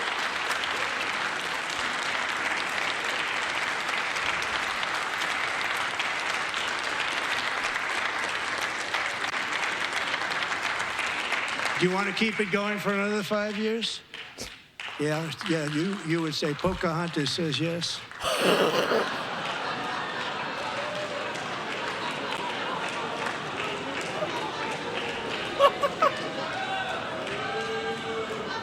She's so 2,000 people are being killed every single week. More than that. Holy shit. They're Russian young people. They're Ukrainian young people. They're not Americans. But I want it to stop. Meanwhile, Europe has sadly spent more money buying Russian oil and gas than they have spent on defending Ukraine, by far. Think of that. They've spent more buying Russian oil and gas than they have defending. And we've spent perhaps $350 billion, like taking candy from a baby. That's what happened. And they've spent $100 billion. What a difference that is. And we have an ocean separating us, and they don't. But we're getting along very well with them, and lots of good things are happening. 350 Biden billion? has I've heard authorized that. more money in this fight than Europe has spent by billions and billions of dollars. It's hard to believe that they wouldn't have stopped it and said at some point, come on, let's equalize. You got to be equal to us. But that didn't happen. Earlier today, I received an important letter from President Zelensky of Ukraine. Here we The go. letter reads, Ukraine is ready to come to the negotiating table as soon as possible to bring lasting peace closer. Nobody wants peace more than the Ukrainians, he said. My team and I stand ready to work under President Trump's strong leadership to get a peace that lasts. We do really value how much America has done to help Ukraine maintain its sovereignty and independence. Regarding the agreement on minerals and security, Ukraine is ready to sign it at any time. Wow. That is convenient for you. Damn. I appreciate that he sent this letter, just got it a little while ago. Simultaneously, we've had serious discussions with Russia Nope. and have received strong signals that they are ready for peace. Wouldn't that be beautiful? Yeah. Wouldn't that be beautiful?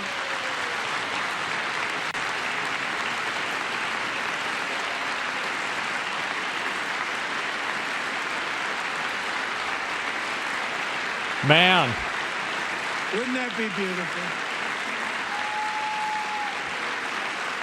The Democrats love war and hate peace. It's time so to stop true. this madness. It's time to halt the killing. Everybody knows it. It's time to end this senseless war. If you want to end wars, you have to talk to both sides.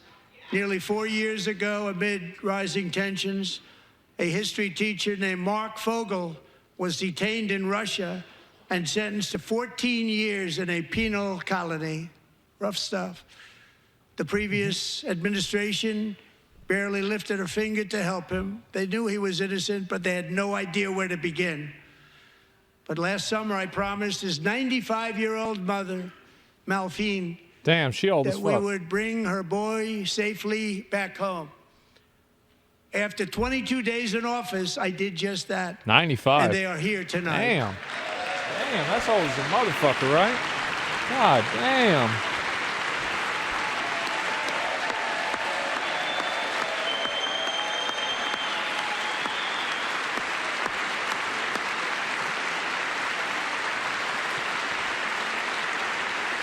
Seems pretty good for 95, yeah.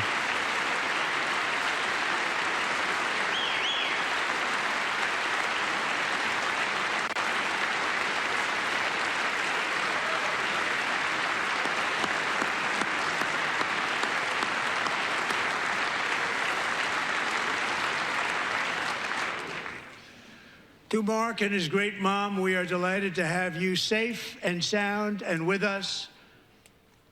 As fate would have it, Mark Fogel was born in a small rural town in Butler, Pennsylvania. Have you heard of it? Where his mother has lived for the past 78 years. I just happened to go there last July 13th for a rally. Oh, boy. That was not pleasant. And that is where I met his beautiful mom right before I walked onto that stage. And I told her I would not forget what she said about her son. And I never did I? Never forgot. Less than 10 minutes later, at that same rally, gunfire rang out, and a sick and deranged assassin unloaded 8 bullets from his sniper's perch into a crowd of many thousands of people. My life was saved by a fraction of an inch, but some were not so lucky. Corey Comparator was a firefighter, a veteran, a Christian, a husband, a devoted father, and above all, a protector. When the sound of gunshots pierced the air, it was a horrible sound. Corey knew instantly what it was and what to do. He threw himself on top of his wife and daughters and shielded them from the bullets with his own body. Corey was hit really hard. You know the story from there. He sacrificed his life to save theirs. 2 others, very fine people, were also seriously hit. But thankfully, with the help of 2 great country doctors, we thought they were gone and they were saved. So those doctors had great talent. We're joined by Corey's wife, Helen, who was his high school sweetheart, and their 2 beloved daughters, Allison and Kaylee. Thank you.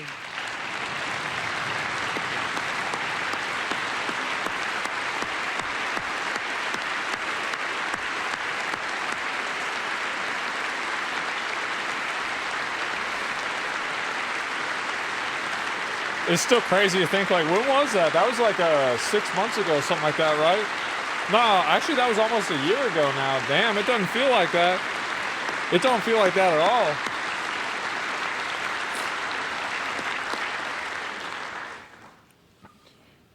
To Helen, Allison, and Kaylee, Corey is looking down on his 3 beautiful ladies right now, and he is cheering you on. He loves you. He is cheering you on. Corey was taken from us much too soon, but his destiny was to leave us all with a shining example of the selfless devotion of a true American patriot. It was love like Corey's that built our country, and it's love like Corey's that is going to make our country more majestic than ever before. I believe that my life was saved that day in Butler for a very good reason. Oh, here we go. I was saved by God to make Here we America go. great again. I believe that. Oh, we going all the way. Oh, shit. All right. Saved by God.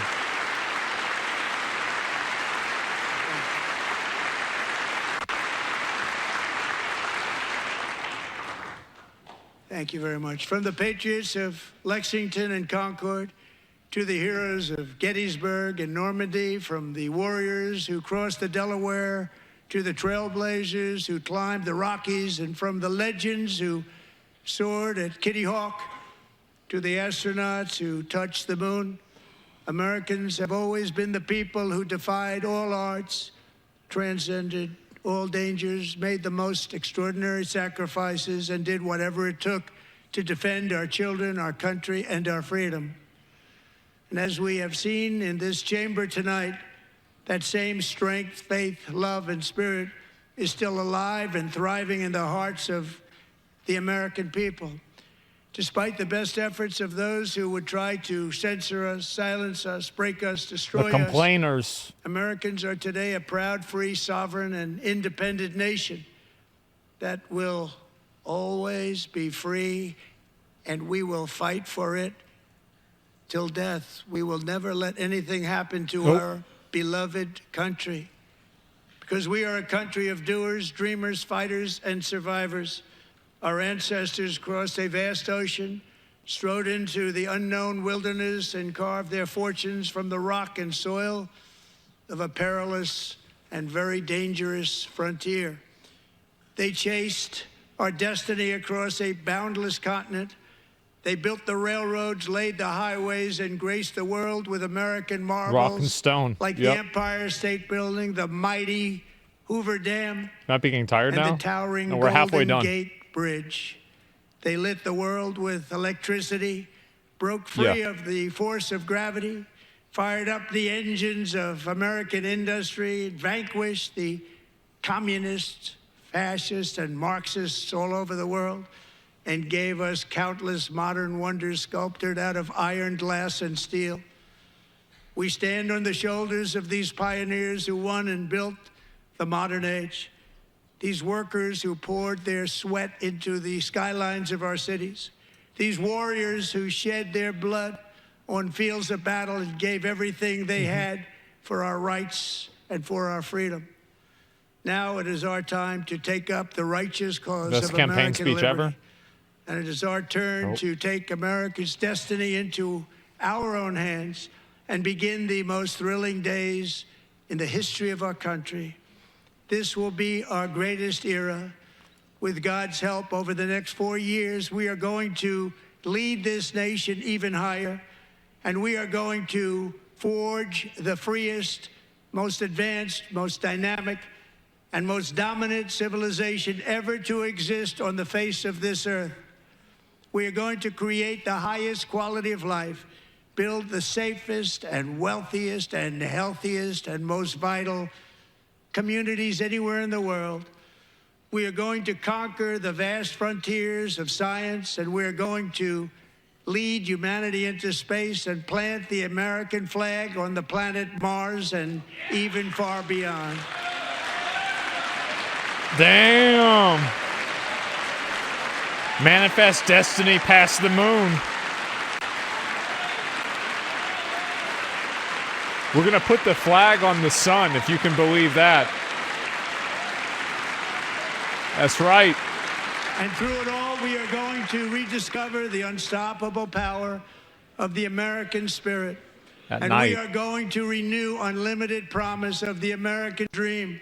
Every single day, we will stand up and we will fight, fight, fight for the country our citizens believe in and for the country our people deserve.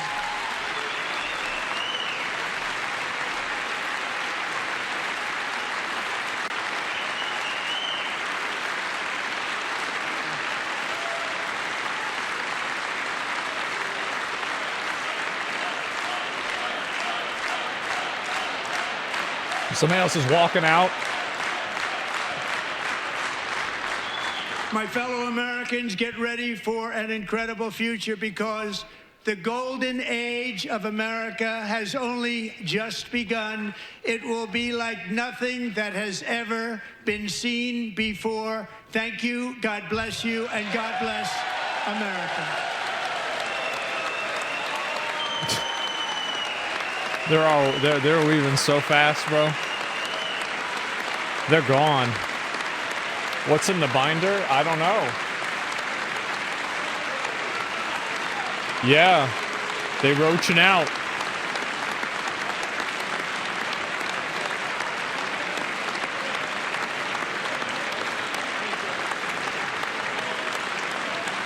Man. It's 2 hours, just like I said, it's going to be 2 hours. They said it was going to be 1 hour, it's 2 hours. Let me see if I can pull up the Bernie Sanders thing and watch it real quick. Can't get to work because they don't have a car. They worry about how they can afford to buy healthy food for their kids when the price of food is off the charts. Yeah. Funny? I heard Trump speaking for 90 minutes tonight. I didn't hear one word from him about the economic reality facing 60% of our people, or the enormous stress that they are living under. 90-minute speech, not one word about the economic reality facing American he said it. workers. He thinks it's too long. But long. that's not all. Yeah. Today in America, everyone knows that our healthcare system is broken. Especially Luigi. It is dysfunctional, and it is outrageously expensive. Yep. We remain the only wealthy nation on earth not to guarantee health care for all. Mr. President, you really want to make America great again? Then make sure that every American, regardless of income, can go to a doctor or a hospital and not worry about how they're going to pay the bills. President Trump, health care is a human right. This is, by the way, it's one of the I things... didn't hear one word from you. Not one word. Over 90-minute speech, not one word from you about the health care crisis that is impacting many, many millions of our people. He's right about this, I think. Nor did I hear you say I agree with him on this. Why we pay by far the highest prices in the world for I don't think it's a human right, but I think he's right fundamentally. Than the people in other countries. And why 1 out of 4 Americans are unable to afford the prescriptions their doctors prescribe. Not one word about the outrageously high cost of prescription drugs. Mr. President, we have nearly 800,000 Americans who are homeless. Over 20 million of our people spend more than half of their limited income on housing. We have a major housing crisis in America. Everyone knows it, apparently except you, because in your speech tonight, I didn't hear you mention the housing crisis. Today in America, we have more income and wealth inequality than we've ever had. Three richest people in America. The folks Trump invited to stand behind him at his inauguration now own more wealth than the bottom half of our society. The 3 people. 170 million Americans. 3 people have more than 170 Did anyone people? out there hear one word from the President of the United States on that enormously important issue, which gets to the very fabric of our society? So few owning so much while so many people suffer. And here's something else the President forgot to discuss. Not only is our life expectancy going 4 down. years lower than other wealthy countries, the bottom 50% in this country, the working class of America, on average, live 7 years shorter lives than the top 1%. Got that? In other words, being poor or working class in this country today is a death sentence. Did you hear any discussion tonight as to why There's probably an element of truth to that. Are living shorter lives than they should? I've never even heard that statistic before. During his speech tonight, Trump did not have one word to say about how we are going to address the planetary crisis of climate change. The last 10 years, as most Americans he did. He said, drill, baby, drill. Have been the warmest ever recorded. And extreme weather disturbances I feel like and he natural addressed it pretty well. have been taking place all do you over the mean? world, from California to India, across Europe to North Carolina. And yet, not surprisingly, The Green New Trump Scam. had nothing to say about climate change except, I guess, drill, baby, drill. Well, that's going to help a whole lot. And let's be clear. Not only did Trump There fail it to is. talk about some of the most important issues facing the working class of America, Yeah. but the solutions, in quote, he proposed would only make a bad situation even worse. Uh-oh. Yep, I did hear Trump talk tonight about some tax breaks for working families in terms of not taxing tips, That's good. not taxing Social Security, and not taxing overtime. Fine. But that is chump change compared to the benefits he's going to give So he's to giving the Trump a 1%, W. and it doesn't tell Man. the whole story about his tax Fine. policies. Okay. According to a recent study by the Institute on Taxation and Economic Policy, if all of Trump's so-called America First policies are enacted, including his tariffs, which he spoke a lot about tonight, the bottom 95% of Americans will see their taxes go up, while the richest 5% in our country will see their taxes go down, way down. Well, that's good for me. I mean, so Tonight, you know. in so many words, Trump urged Sounds Congress great. to pass his big, beautiful budget. Do you know what's really in it? No. This budget would cut No. Medicaid by $880 billion. Oh, I guess Trump forgot to talk about that. There's somebody that talked about that the $880 other day, cut weren't there? In Medicaid. Somebody was talking about According this. to one estimate, it Yeah. means that up to 36 million Americans, What's that? including millions of children, would be thrown off the health insurance they have. Hey, a 90-minute speech tonight, not one word about throwing millions of kids off of the health insurance they have. When you cut Medicaid drastically, it means that nursing homes that receive two-thirds of their funding from Medicaid will either have to shut down, lay off workers, or significantly scale back the services they provide seniors. Gee, I didn't hear that from Trump tonight either. It would be a devastating blow, these cuts to Medicaid, for the 32 million Americans who get their health care at community health centers. And it's not just Medicaid that Trump's budget would cut. It would also cut nutrition assistance by at least $230 billion. Now, I want you to think about that for a moment. And can you imagine?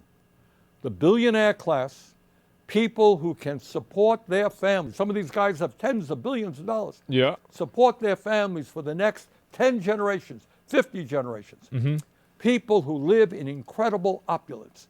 People who own their own jet planes, they own their own private islands. It's nice they to own have their your own own jet. spaceships. Trying to get tax breaks by taking food out of the mouths of low-income kids. Uh-oh. That truly is disgusting.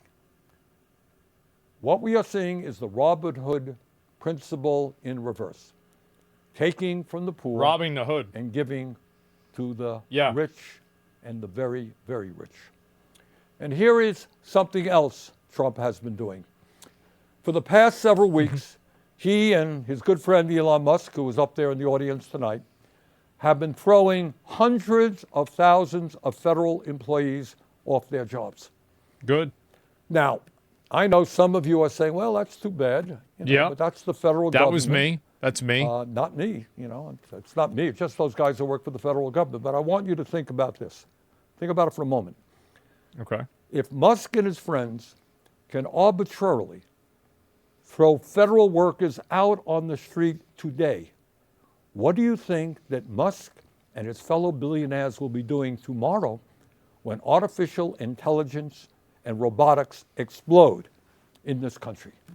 Do you think they'll give a damn about you and your families? No, they will treat you exactly the way they're treating federal He's right employees about this. today. You will be out on the street. That's as why well. you need universal basic income. But it's not only He's right. absurd domestic policies that we've got to Yep. fight.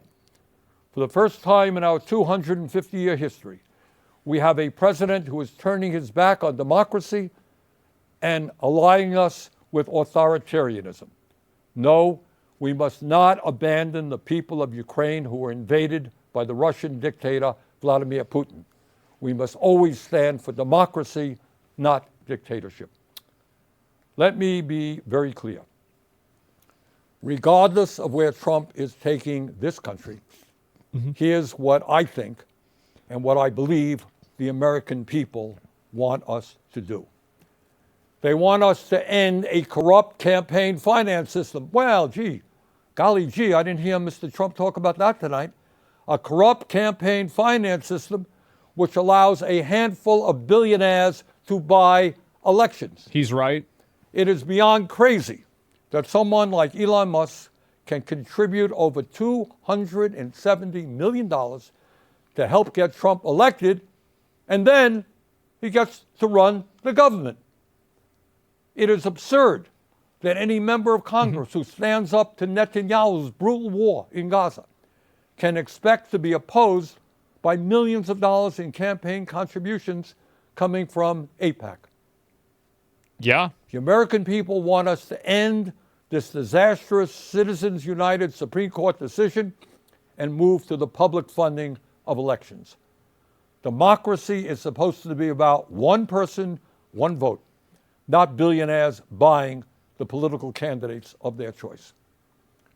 And further, no, we should not be giving tax breaks to billionaires. That's not what we should be doing.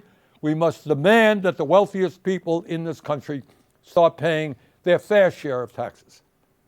We must raise the federal minimum wage of $7.25 an hour to a living wage of at least $17 an hour. We must make it easier for workers to join trade unions, grow the union movement, and prevent corporations from violating labor laws with impunity. I think unions are a symptom of a disease. Legislation personally. that I will be introducing tomorrow. Oh. No, we are not going to cut Social Security. Quite the contrary. We must expand Social Security benefits and extend its solvency for the next 75 years by scrapping the cap that allows a billionaire to pay the same amount into Social Security as a truck driver. Too many of our seniors are hurting today for us to be talking about cutting Social Security. Over 20% seniors in this country living on $15,000 a year or less. I thought he said there wasn't going to be tax on Social Security. Instead of making massive cuts to Medicaid, we must join every other major country Isn't it the guaranteeing health care to all of our people through a Medicare for all single-payer program. We must also take on the greed of the pharmaceutical industry, get them to charge us what they charge other countries, reducing prescription drug prices by 50%.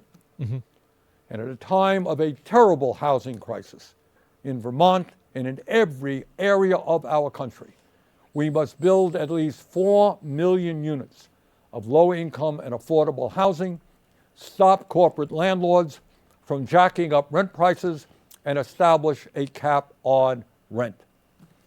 I don't know about caps on In a rent. competitive global economy, The rest of we it, need the best educated workforce in the world.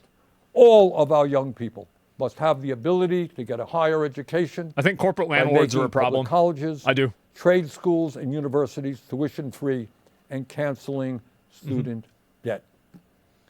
Yes, we can create millions of good-paying jobs by combating climate change and moving our energy system away from fossil fuels and into sustainable energy. You know, I heard a lot of talk about freedom tonight from Mr. Trump. Well, in a free society, we must absolutely guarantee that it is the women of America who control their own bodies, not the local, state, or federal governments.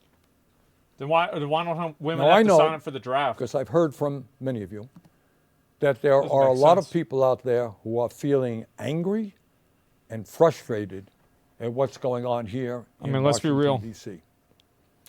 And some of you may feel a bit hopeless. So let me say this. At this particular moment in history, despair is not an option. Giving up is not acceptable.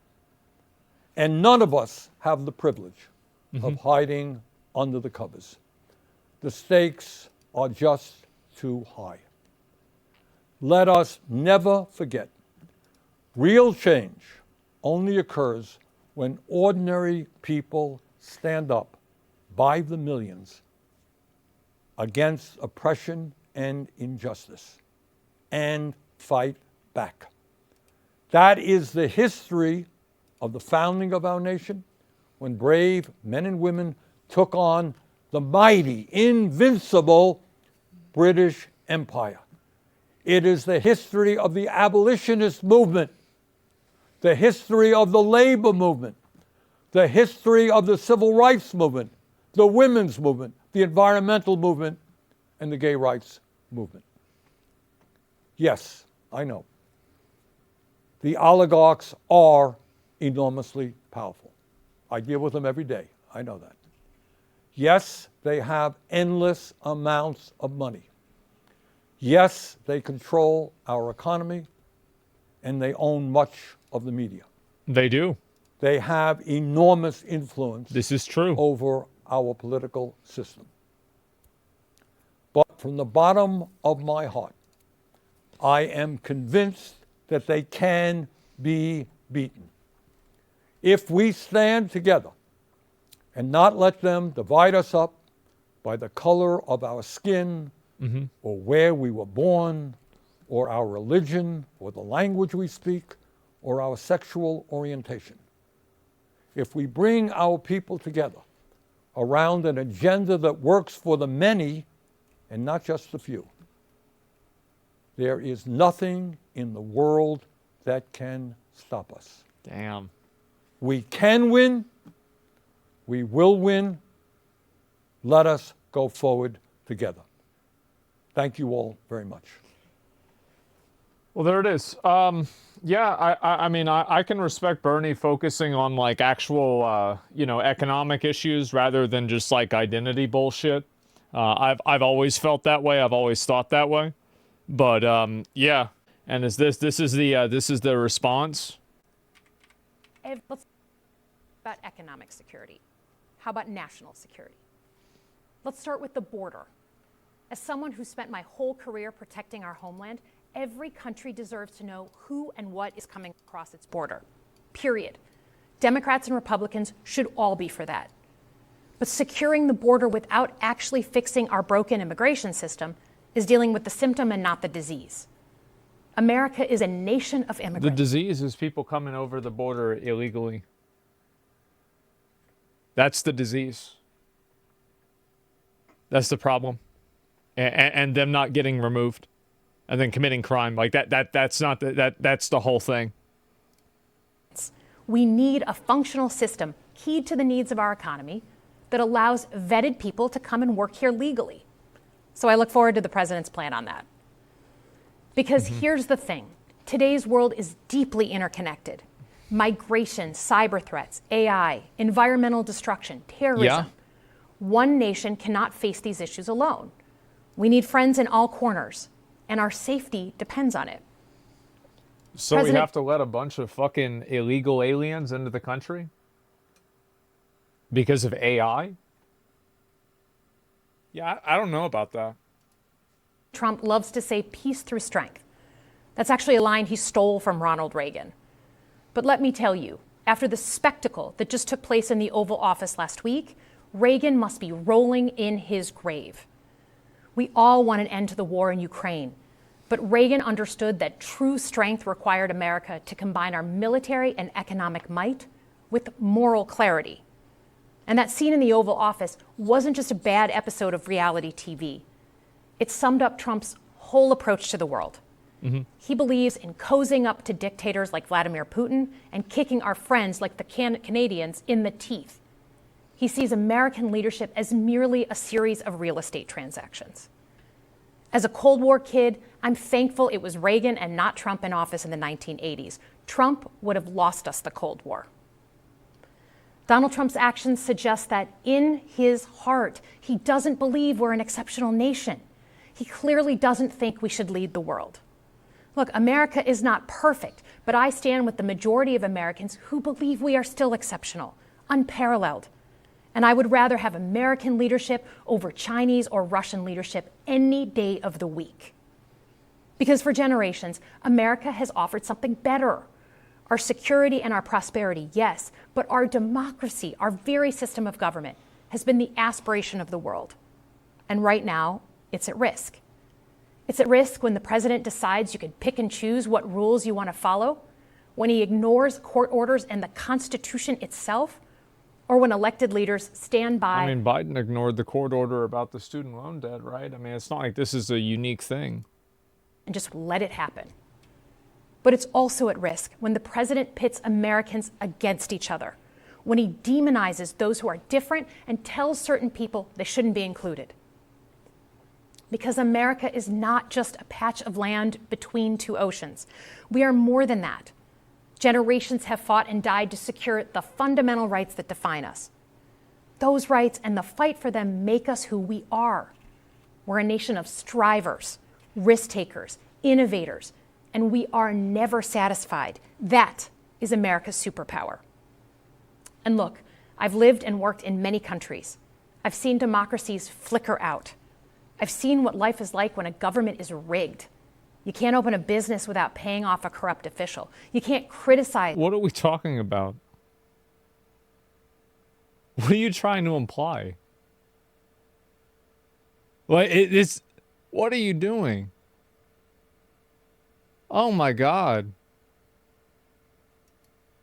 The guys in charge without getting a knock at the door in the middle of the night. Yeah, and? So as much as we need to make our government more responsive to our lives today, don't for one moment fool yourself that democracy isn't precious and worth saving. But how do we actually do that? I know a lot of you have been asking that question. First, don't tune out. It's easy to be exhausted. I think the Bernie one was way better. I'm going to be honest, guys. I really do. Way higher energy, way better message. This really just isn't that. I don't know what they like. This was really like. This is very low energy. Extremely low energy. Question. First, don't tune out. It's easy to be exhausted, but America needs you now more than ever. If previous generations had not fought for this democracy, where would we be today? Second, hold your elected officials, including me, accountable. Watch how they're voting. Go to town halls and demand they take action. That's as American as apple pie. Third, organize. Pick just one issue you're passionate about and engage. And I think this is decent advice. This is decent advice. Scrolling doesn't count. Join a group that cares about your issue and act. And if you can't find one, start one. Yeah. Some of the most important movements in our history have come from the bottle up. In closing, we all know that our country is going through something right now. We're not sure what the next day is going to hold, let alone the next decade. But this isn't the first time we've experienced significant and tumultuous change as a country. I'm a student of history, and we've gone through periods of political instability before. And ultimately, we've chosen to keep changing this country for the better. But every single time, we've only gotten through those moments because of two things: engaged citizens and principled leaders. Engaged citizens who do a little bit more than they're used to doing to fight for the things that they care about, and principled leaders who are ready to receive the ball and do something about it. So thank you tonight for caring about your country. Just by watching, you qualify as engaged citizens. And I promise that I and my fellow Democrats will do everything in our power to be the principled leaders that you deserve. Good night, everyone.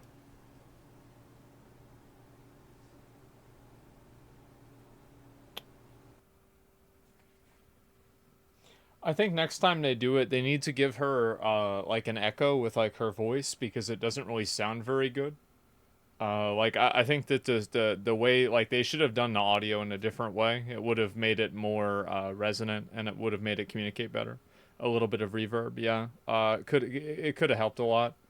And it was female, yeah. I don't really think it was that good. Now, what would I rate this one out of 10? I would say the Bernie one was like a 6 or a 7, probably about a 6. I think this one is like about. I'd say it's like, is it a 2 or a 3, guys? Because it's obviously one or the other, right? Which one is it? You guys really think the 2? I think it's not a 1. Like a 1 is no. Let's be fair. A 1 is worse. It was not a 1. It was not good, but it was not a 1.